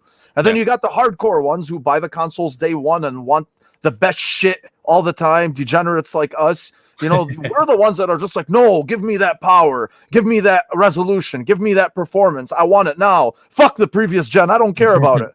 I mean, so you have to satisfy all three of them somehow, some way. And I don't envy that position, man. It sucks. No, and I think that's where I think Xbox maybe made a little bit of a mistake, in my opinion, in that they should have capitalized that conversation more with the Series S, because that's what the S is there for, right? I mean, it's there to be able to push a lot of the next gen capabilities without the necessary big money investment, right? So they should have, I think, capitalized saying, yeah, this is going to be Series console only, but we have a $300 entry level option, and it plays better than anything you would experience on an Xbox One, and do that. But anyway, again, we could talk about that topic forever. Let me touch on Halo Infinite real quick. And it's really more of an addendum to what you said already, Mo, is that it's very clear that Halo Infinite was their plan for launch. They had marketing deals in place. It's on the Series X box. We saw the Monster Energy deals. We saw merchandise. There's new pop figures. Everything was planned for this game to launch in this fall, right? Except for the game itself. Except for the game. So, and that's where I'm addendum to yours, right? There's a serious disconnect somewhere in Xbox studio leadership. If by early this year, by April-ish, right? By spring, basically, if you were looking at this game and examining it with 343 leadership, and if you guys still thought that game was going to launch this fall, and you couldn't tell that it wasn't ready to launch, and to your point, be the showcase, there's a gap. You gotta close that gap. Yes. Because that's just a disaster in terms of in understanding what is going on in your studios. And as we well know, they now have an awful lot of studios and an awful lot of people. Right. And they need, more than anything, they need that to be a well-oiled machine in what they know they can expect from these studios and the quality at which it's going to release. It's just mind-boggling to me that no one in spring at the latest would have said, guys, there's no way this launches in the state that we want it in with the Series X this fall. It's not going to happen. Someone should have known that. And if you do know that, then you wouldn't have seen half of the things we saw, right? They would have pushed everything back. But for a game that big with that much focus to have to be delayed a whole year is it's just not a good sign. And I know I've defended it from a Halo fan's perspective. The delay doesn't bother me at all. The game delays don't bother me even a little bit anymore. There's so much to play on a daily basis. I don't care how much you delay your game. Just make it good when it launches. But this is a gap. And Microsoft leadership, if it's Phil's fault, I don't know. Phil's way too up there, right? There's 50 people between Phil and the leadership of 343. But someone needs to be held accountable to say, how in the hell did you tell me this game was going to be ready for launch? Yeah, the hands-off approach only works so well and to a point. It's nice if they give them the creative freedom that they want and be able to do that and just basically filter money into it. But be realistic on your expectations for when you're going to deliver this game and what state it's in at any given time. So, you're right. I mean, there was no chance. And then you add, COVID to that. It's just going to delay it even more. So, which again, by spring, we had a handle on what COVID was. Yeah, right. We knew the impact. So they should have calculated that. For God, I don't mean to call out like I know better, right? But for God's sakes, I'm a application manager. I do these timeline things.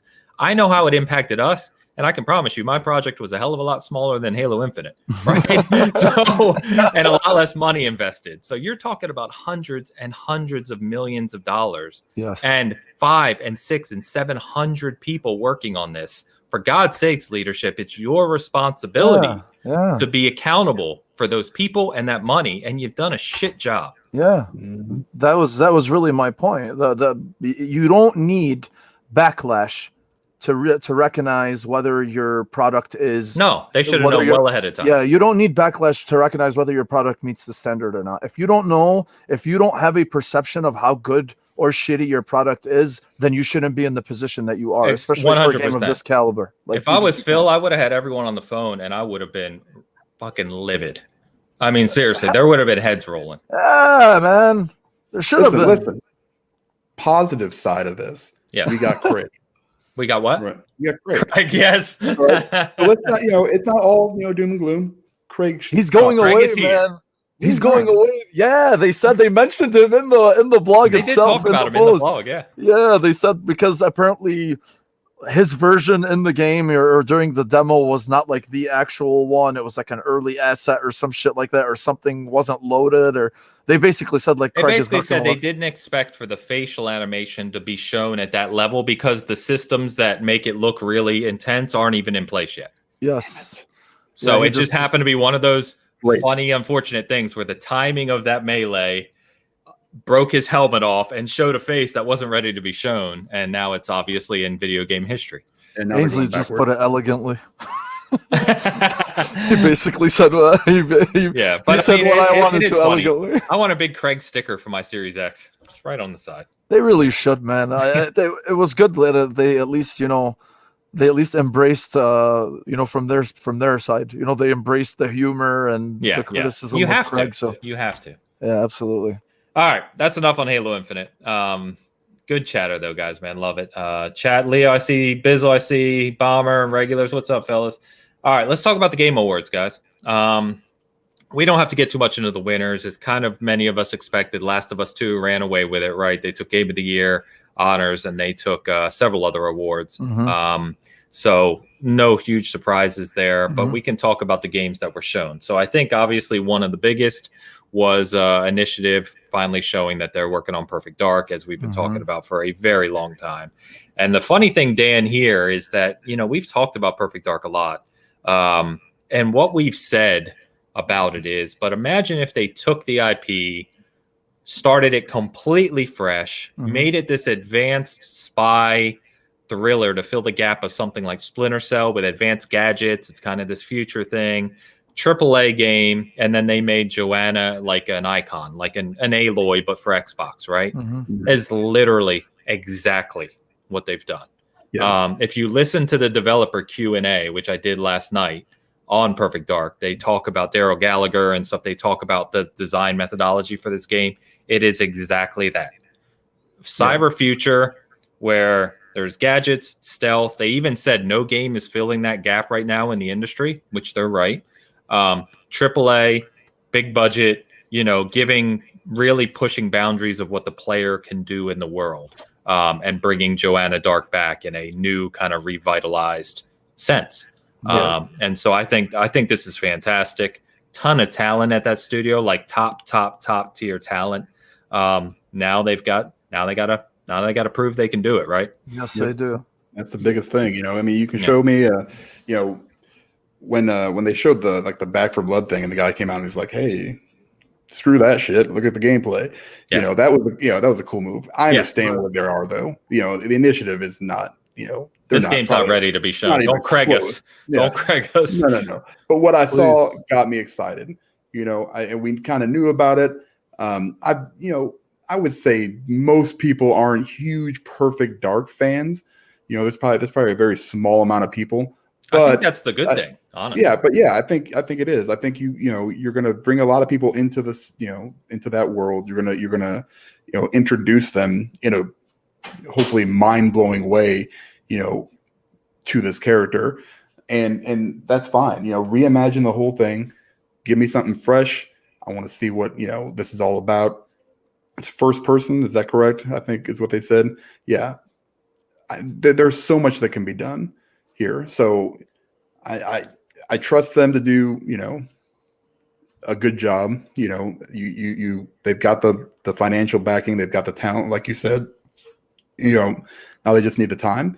Yeah. So, I'm guessing at least 2023, or 2022 at least, and maybe 2023, who knows, whatever, you're pushing these big IPs out so far.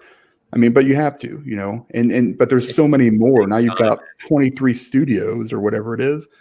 And, once they start hitting that stride, this is going to be like one of those, just like the icing on this giant cake of goodness. So I'm excited for it. Don't have to pay for it again, which is going to be awesome. I just think, I just found it funny that, we talked about this leak a while ago, right? And I kind of confirmed that, yes, everything I've heard is it's definitely Perfect Dark. But beyond that, I think that what we speculated the game could be and how they would focus on it is to the T what they're doing, which I think is fun because it's what we want. And if the game ends up being pretty much how you described it, with this more serious tone or with this more less juvenile tone. Really? Yes. No, it looks mature. Yeah. If it has that tone itself with the whole espionage aspect of it, dude, that's like right up my alley. Everybody knows I'm a fucking huge Splinter Cell fan. We've been talking about that forever. This can fill that gap that Splinter Cell that Ubisoft apparently refuses to make. I know. But if they're able to put that twist on it, and again, with the studio and the talent that they have and the financial backing, there's no excuse. 100%. There's no fucking excuse anymore, So if you're if you have a famous IP, well, famous to us, so at least to people who have been gaming for a long time, it's a well-known IP. You're basically redoing it from the ground up. You're probably redoing the story and every single aspect. It's brand new. It's a complete reboot. Absolutely. Yeah. This is not going to be the Rare's Perfect Dark, like by any means, and that's what I'm expecting. So. Yeah, man. I'm if it ends up being what you said, I'm all on board with it. We haven't seen shit. Granted, the trailer was nice. I mean, and again, it's only been 2 years, but let's give it time. That's the thing right now. We have to give time to all these games. I get people being, impatient and saying like, where are the Xbox games? Why haven't they been coming out yet? Blah blah blah. But guys, like, it seems like Xbox has started really figuring out their shit within the last year to 2 years, right? Like between all the acquisitions and everything. And it needs time. Everything is going to need time, and we have so much to play until then. And I just hate hearing it over and over. I know, it's exhausting. But the thing is they really shot themselves in the foot. They caused this conversation, right? Yeah. And the one thing for me is I'm just like, all right, they're digging themselves out. They've been doing nothing but great moves, fantastic moves, especially this past year. So we just have to be patient and we have to let it sit. I mean, you're looking at the PlayStation side and you're just like, man, like they just churn out hit after hit, whether you like the games or not. They're great, right? So I mean, they keep churning out these games and they keep coming out. And when is this going to happen? And it's going to happen. Just because, we've said it right. That foundation for those games that we saw in the PS4 era began in the PS3 era. It took a lot of time, man. Yeah, and it just wasn't there. It wasn't there right now. So no, we talk about Sucker Punch, right? They worked on Infamous from when PS3 was out to get the Infamous game out in 2014 on the PS4, right? Took another 6 years to release their next game. Right. And that's a big first party under Sony with a lot of money. I mean, it just takes a lot of time to develop these games, especially if it's a new IP like Ghost of Tsushima or something like that versus, say, something like, Forbidden West. Right. We don't know what that is yet. I'm sure it'll be incredible. I'm not knocking it. But now that's an established IP. You have the character designs. Yeah. That's the truth. You have those types of things. Right. All of that takes time. I mean, fuck, man. They released Miles Morales 2 years after the original. Because we know why, right? Yeah, exactly. So I'm trying to back up. It can also be played on PS4. By the way. So this is how on Wise Old Gamer. What's up? Glad to see chat's working finally properly, guys. It looks like it is on our side too. So good news there. Major anniversary today. On this day in 1986, Transformers the movie was released. This is also the day Optimus Prime died. So I got to pour one out for my man. That's sad. I did not realize that. So, but yes, I think anyone who was a kid at that time and saw that movie in the theater remembers that day. So anyway, that's not Mass Effect, Perfect Dark. Let's talk about Mass Effect. So let's talk about Mass Effect. So the funny thing here, and don't want to get down on the excitement. So we saw the two teasers from BioWare, right? We saw both Dragon Age and Mass Effect, both teasers, both CGI, both cinematic. We were just kind of talking about Perfect Dark because that's all we really saw from them, right? But we know Perfect Dark has been in development for some time, and there's a load of talent there. Mass Effect showed this teaser, which was a fantastic teaser, by the way. Mm-hmm. But even BioWare themselves has said, we're starting on the next Mass Effect game. And knowing what we just said, how long these games take, I did find it funny to get a teaser for a game that is clearly not even beyond storyboarding yet, and clearly years and years away, which is something I know at times we complain about too. Well, don't show us that if it's not going to come out in the next 2+ years, right? Yeah. There's no way this game releases before, God, I would say 2023 is early, right? Oh, yeah. Probably 2024 or beyond. So I don't know. I'm happy to see the teaser. I'm happy to hear that some veteran guys are working on it. I'm absolutely adore Mass Effect. But damn, guys, you're trying to build hype for something that is going to be gone for years. My opinion on this is the fact that I think BioWare came at the Game Awards with both a Dragon Age teaser and Mass Effect, and they did this on purpose. I think they know that all of the bullshit that's been surrounding their studio with the loss of Dara and Hudson, and obviously all the fallout from Andromeda and Mass Effect. We've talked about this stuff before, but yeah, I think they know that the confidence level in their studio is at an all-time low right now, and how to actually regain some goodwill with fans is by hitting them at their heartstrings and releasing a Mass Effect teaser and a Dragon Age teaser to let them know, hey guys, we're here, we're doing this, we're not going anywhere. The funny thing is though, is if you really, I agree with you to a certain extent, Ains, about it being far away, and we really don't know the storyboarding, but one thing that really did, so Shinobi on Twitter? Yep. So this guy's a huge, he's a Mass massive, fan. So he actually went and dissected the entire trailer, and he put like a 10 or 12 tweet thread earlier. And there were some really cool things that he pointed out. And then he showed like screenshots of like Michael Gamble, for instance, somebody asking him about the two galaxies that appear in the trailer. There's the Milky Way galaxy, and then they showed another galaxy. And then they said, they're like, what? So you're just going to completely ignore, Andromeda? And then there was, I'm paraphrasing, but there was something like, well, there was two galaxies shown for a reason, right? So, and then he talks about Liara, Liara's older face, and how she has wrinkles, and how he's alluding to the fact that while this is a follow-up to Mass Effect 3, this could possibly be a few hundred years after, at least. I don't know, right? Like, I mean, he's not on the game, so I don't know, but he's just saying this as a super fan, which I do respect. But maybe they just came up with those concepts, for the trailer. We have no fucking idea at this point, because BioWare hasn't really given us much to cheer for recently. So yeah, man, I do agree. I'm more of the mindset that they did this for the fans, to let them know that they are trying to right the ship and don't lose faith in us, But as far as like how deep into development this game is, nobody knows. I mean, you just announced it a little while ago, and you're early in concept building, according to Hudson a few weeks ago. So I don't know, man. Yeah, this is going to be a really long wait and see approach. Yep. Long wait. Yeah, I mean it's fine. I mean, but the thing is, they announced it a few weeks ago, right? Yes.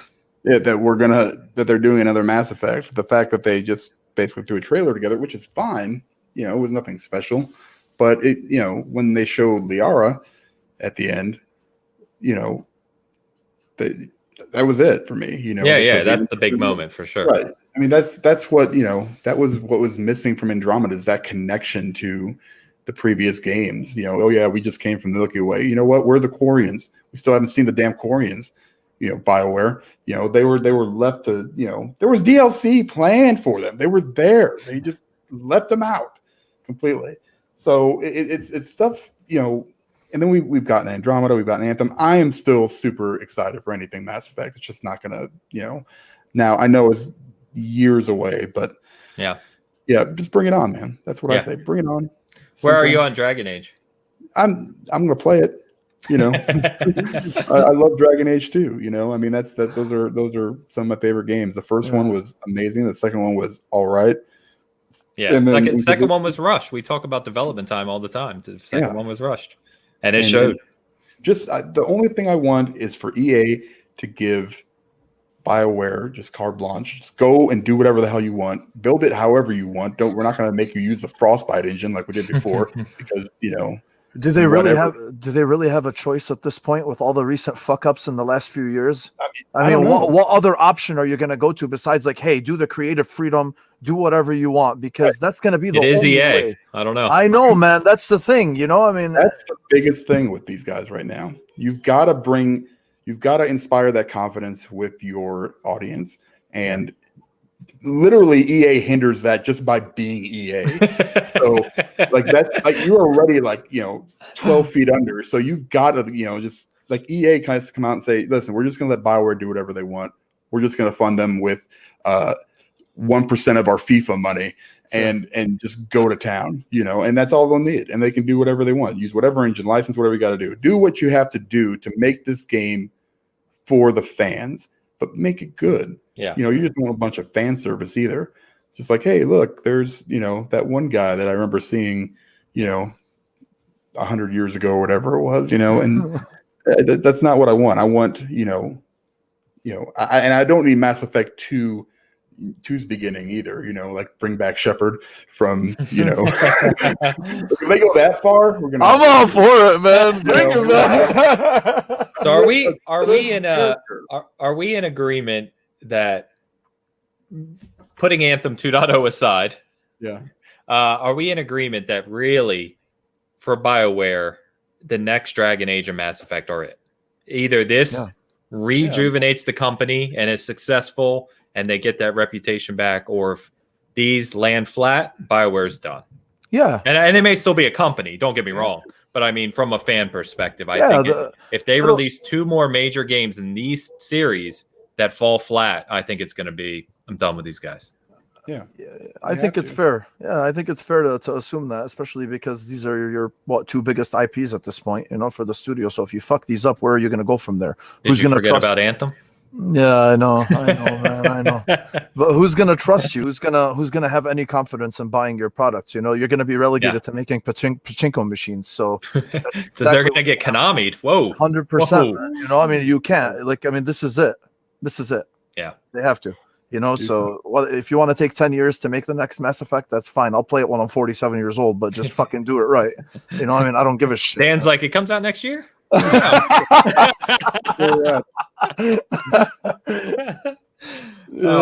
right, let's get some other games jumped out to me too. And if you guys have some you want to talk about, because there's too many games to talk about that were shown, right? We can't talk about all of them, but just a couple other notables. So a couple ones that exist. We talked about all the remaining Yakuza games are coming to Game Pass in 2021. Did they give a date, guys? I didn't see a date. They're going to be staggered. I think the first 3 are coming, or I'm sorry. So the first 3 are already available, right? Kiwami 1 and 2. I think 3, 4, 5 are going to come by themselves, and then 6. I think because of the PlayStation exclusivity, because it's still Song of whatever. Well, I forgot what the rest of the subtitle is, but that one, I think because of the PS4 exclusivity, it's coming in March, I believe. Okay. So 6 is going to be separate than 3, 4, 5. Okay. 3, 4, 5 are coming once, and then 6 is coming on its own. Fair enough. So those games, 3 are the remastered versions. Yes. Right. Okay. Yeah. They're all one package. So the Yakuza games are coming to Game Pass. Awesome. Flight Simulator, which we've been waiting to hear about, is coming to Series X and Series S in summer. Notable exclusion here, base Xbox One. So going back to what we talked about, right? There was conversation early on that a lot of the heavyweight programming in Flight Sim was being done in the cloud and off the load of the core machine. But I think based on the PC release, we can see that it's still a very demanding game, which I know, goddamn, we talked about a long time ago, even with Bert, I think that long ago, that, it would be, I was of the camp that if it's being done in the cloud, like they say, the Xbox One version is still very feasible. But based on what we've seen after release, I don't know if that's still true. So I did find it kind of funny that they said this is Series S and Series X only right now. And then Disco Elysium is coming to consoles in 2021, including Switch, PS, PlayStation, and Xbox, which is cool, in a Final Cut form, which adds some new missions and some new nuances to the game. So I can't wait for that one, man. I've been eyeing that game for how long has it been on PC? For like 2 years now? Not a little that more? long. I played it earlier this year on PC. Is that how long? I could have sworn it's Yeah. been like 2 years. When did they win Game of the Year and which awards show? Wasn't it 2019? 2019 they won. Yeah. Okay, yeah. So it's been out for at least a year, for at least 1 Yes, year. And yes, man, yes. I was so happy to see that because I've been waiting for it to. I could play it on PC, but I don't want to. Yeah. That's another conversation. It's a very interesting game. I know. Yeah. Oh, yeah. Naturally, you get all these big premieres and releases, and Nintendo comes out and says we're porting Mario 3D World from the Wii U to the Switch. Yep. It'll probably sell more than any other game we've talked about. That's exactly what's going to happen. Yeah. And Sephiroth is joining Smash, which was, I guess, big news for Smash fans. Mm-hmm. So the only other game two other games I want to talk. Anything on that, guys? Before I just jump ahead, Dude, yeah, there's a game called I'm sorry, it's so Crimson Desert. Yes. Yeah. See, I got It's you. amazing, man. Holy shit, where did that come from? Yeah, It looks choppier than hell, though. Oh yeah, it's it's Yeah, not other than that, optimized it at all, looks but so it looks good. awesome. Yeah. Oh, it looks like a dream game, man. If that can be done properly, holy Yeah. shit. It just snuck up out of nowhere. And I'm like, yo. I was watching it and you could hear the music and you saw the gameplay and the character designs. I'm like, well, shit, they weren't inspired by The Witcher at all, were they? Like, it looked very, very reminiscent. But it looks fantastic, despite being unoptimized. So we'll hear more about that soon. I'm pumped about that. And then Returnal is a big one for me. PlayStation 5 exclusive from Housemarque. Those guys are solid developers. We've talked about it before. So that game looks really, really cool. It comes out February or March. I can't remember off the top of my head. So March. Okay. Yeah.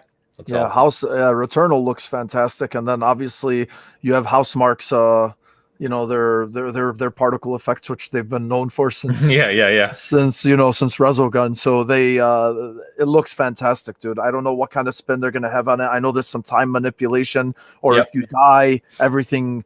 One of the concepts is when you die, it has like just completely different world regeneration. So you don't fight the same enemies or. Oh, it's procedural. Yeah, sorry, man. Yeah, I'm just really fucking slow today, but it is procedural. But yeah, it looks fantastic. It's really one of my most anticipated, at least on the PlayStation side, for sure. Yeah. Leo says, "Where's my news on Borderlands 4?" Borderlands 3 took them like 8 years, man. Like, I wouldn't hold your breath for Borderlands 4. Oof. They haven't even released the rest of the season pass 2 for Borderlands 3 yet. Oh man. Yeah. Anything else from Game Awards, guys, that jumped out to you?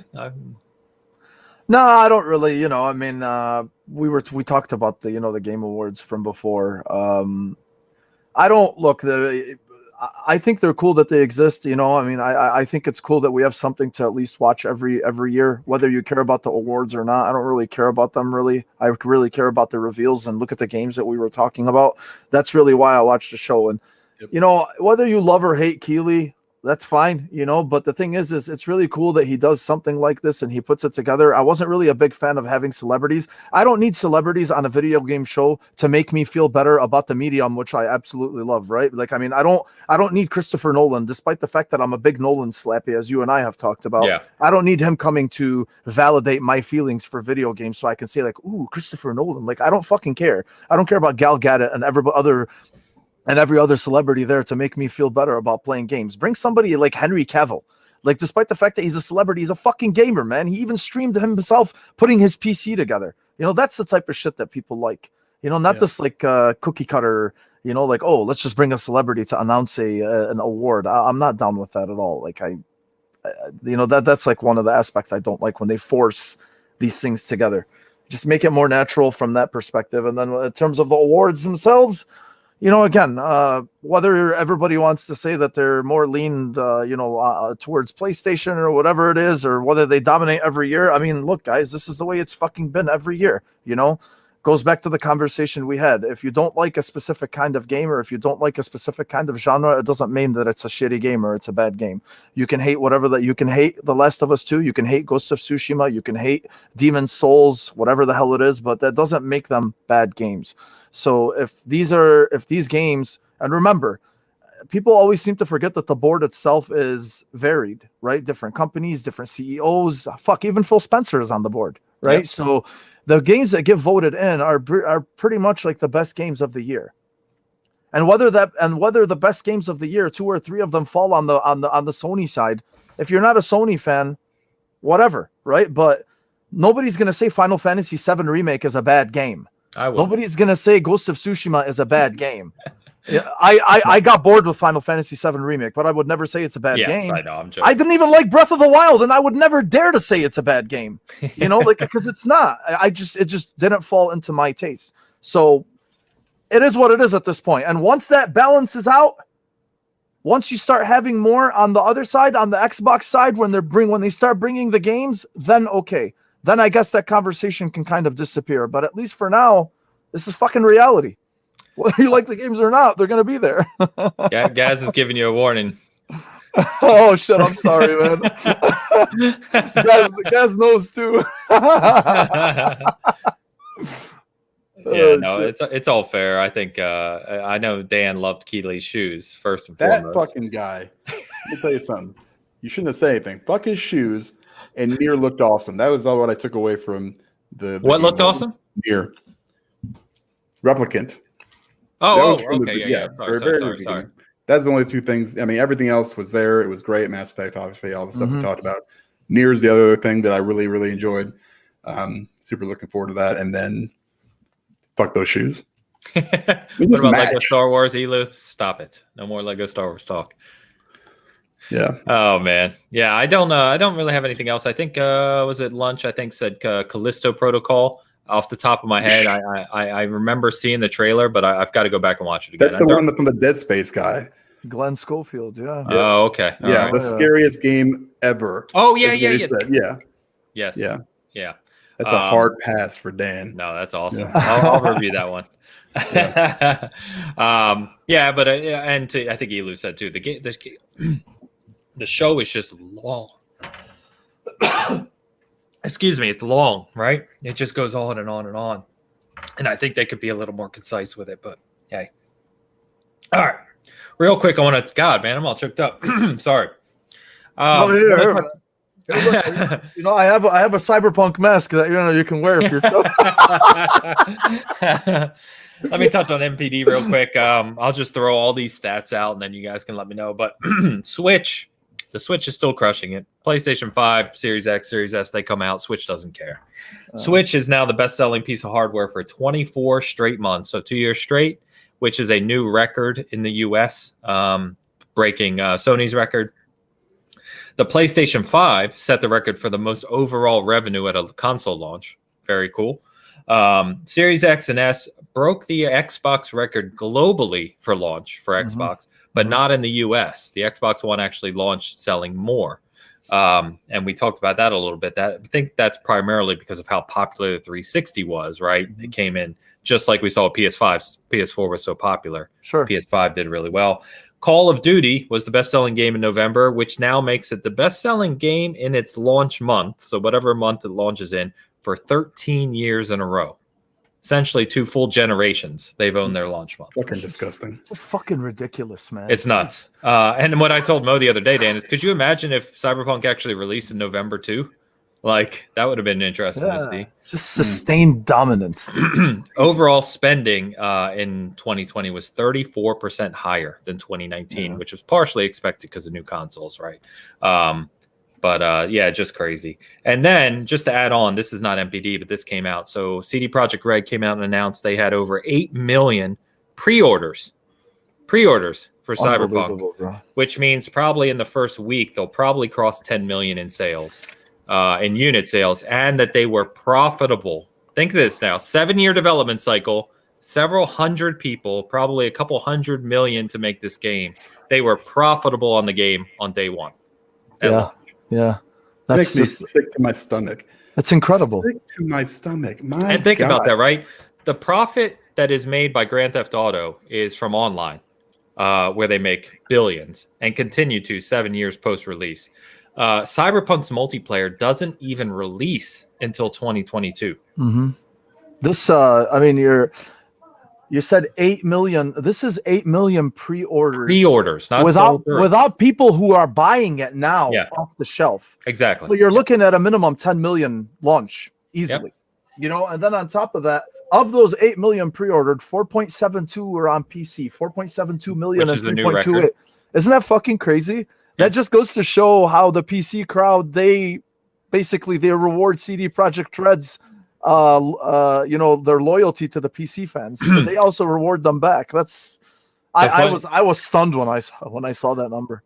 Yeah, and the funniest thing about that is that what do you call it? Shadowlands came out just several days prior saying, hey, we sold 3.7 million copies, fastest selling PC game of all time. It broke Diablo 3's records. The Cyberpunk came out and slaughtered it.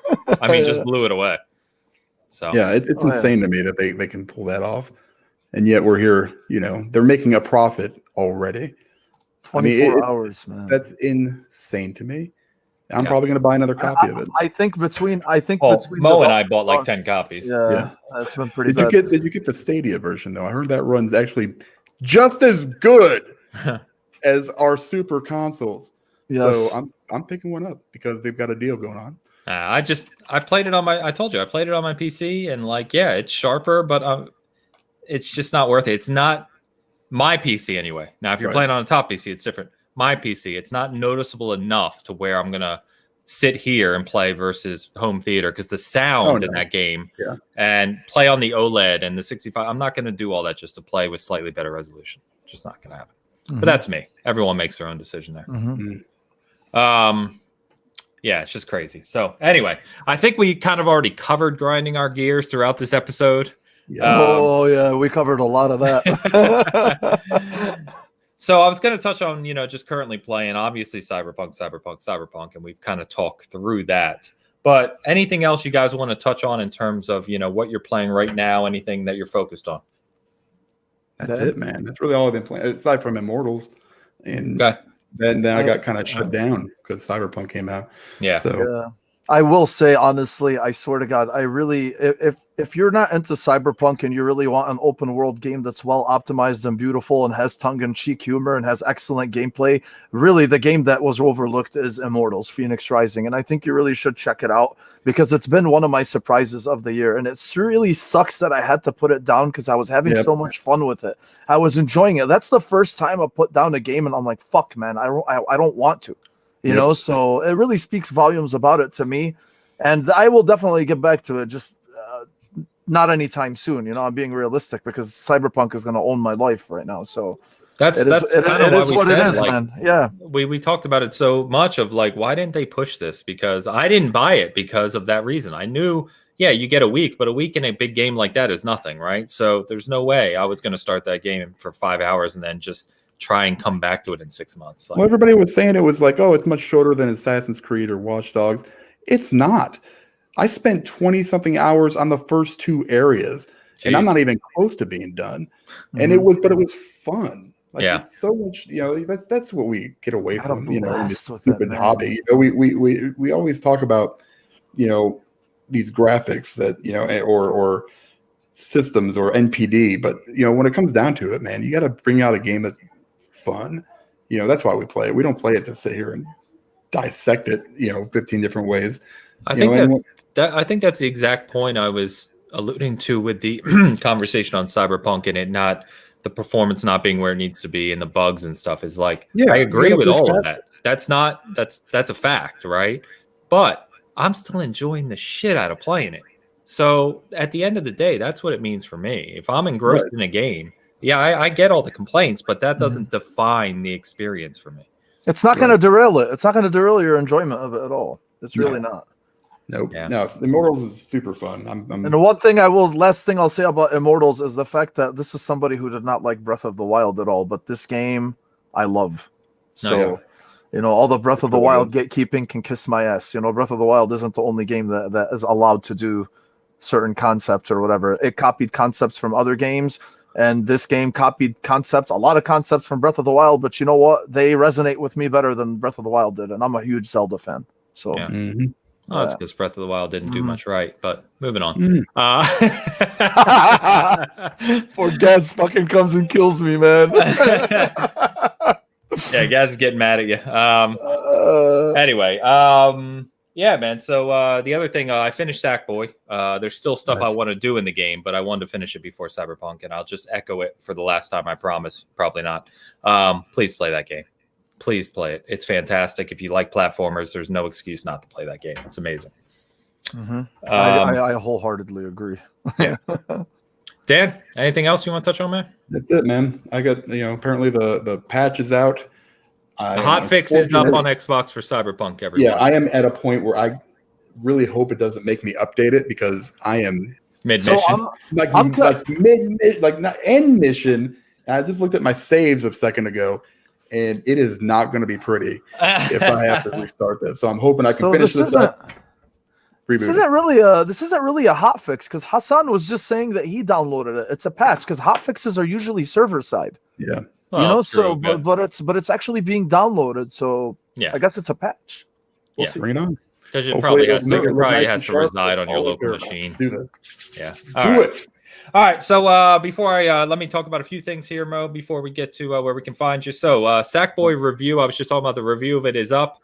There's also a great article from Angela on Last of Us 2 and the controversy surrounding that game. Yeah, Mo, love to see it. And the controversy surrounding that game. I think it's a fantastic article and calls out, yes, it's an incredible game, but there are some valid complaints that people do have and why they feel that way. Please check that out on the site. There's also, I also wrote an article about, if you haven't checked it out yet, around what it's been like running a gaming site for 5 years as a smaller site and channel, and just some experiences with that. So check that out. And then, we're getting up to the holidays. I'm going to have a charity stream upcoming. I don't know what game yet. I don't know when, but just stay tuned. We're probably going to do a big Extra Life push for the end of the year here around the holidays. So be a lot of fun. And then next week, I believe we're going to have some of the Lords joining us. So I think Cog may be over. I may Solve may be over. We'll see, but we'll let everyone know who's coming on next week soon. Nice. With that, Mo, always a pleasure, brother. I know we talk all day, every day anyway, but always a pleasure to get you on the podcast and chat, dude. So where can we find you? Appreciate you, man. Backlog Chronicles podcast. It's the backlog_pod. Pretty much, it's a podcast. We just talk about shit just like we did over here. It's non-biased, non-centric. You guys really were one of the influencers for, some of the way that I nice. We're influencers, so. Dan. We did it. Fuck yeah, you are, man. Absolutely. Influencers. Well, here, man. Let me flash that shirt again. Sorry, guys. They got to see it, bro. Yeah, so there's that. And, every week we put up an episode. Sometimes we go live just like we did with you guys. So, yeah, outside of that, thanks for coming. Thanks for having me, man. It's always a pleasure. I love it. Mo, let's remind Dan real quick that he needs to go order this. Woo! Dan, $79 shipping. Yeah, shipping. The shipping's cheap, dude. For me, cheap. I was stunned. Holy shit. Dan, you're on mute, by the way, dude. You're talking into nothing. You're on mute. Dan? So you're worried about the $80 shipping, not the $1,200 Don't worry about it, Stop it, man. Stop. Yeah. I have no place to put it.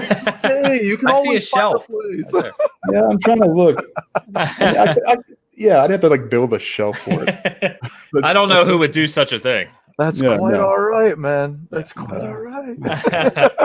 It's between that one and the Nier Automata one. Yeah, that one is stunning, but it's also $3,000 or whatever. Yeah. It's something ridiculous. Those two, I mean, actually, all of them they showed at their Prime Studio thing were just they make great stuff, the man. Joker one, the Heath Ledger one. My gosh, yeah, it looked good.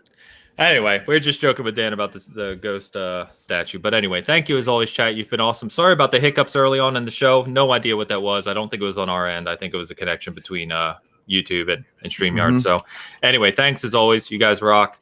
Have a great week. Go back to playing Cyberpunk. Thanks for joining us, and we will see you next week. Peace.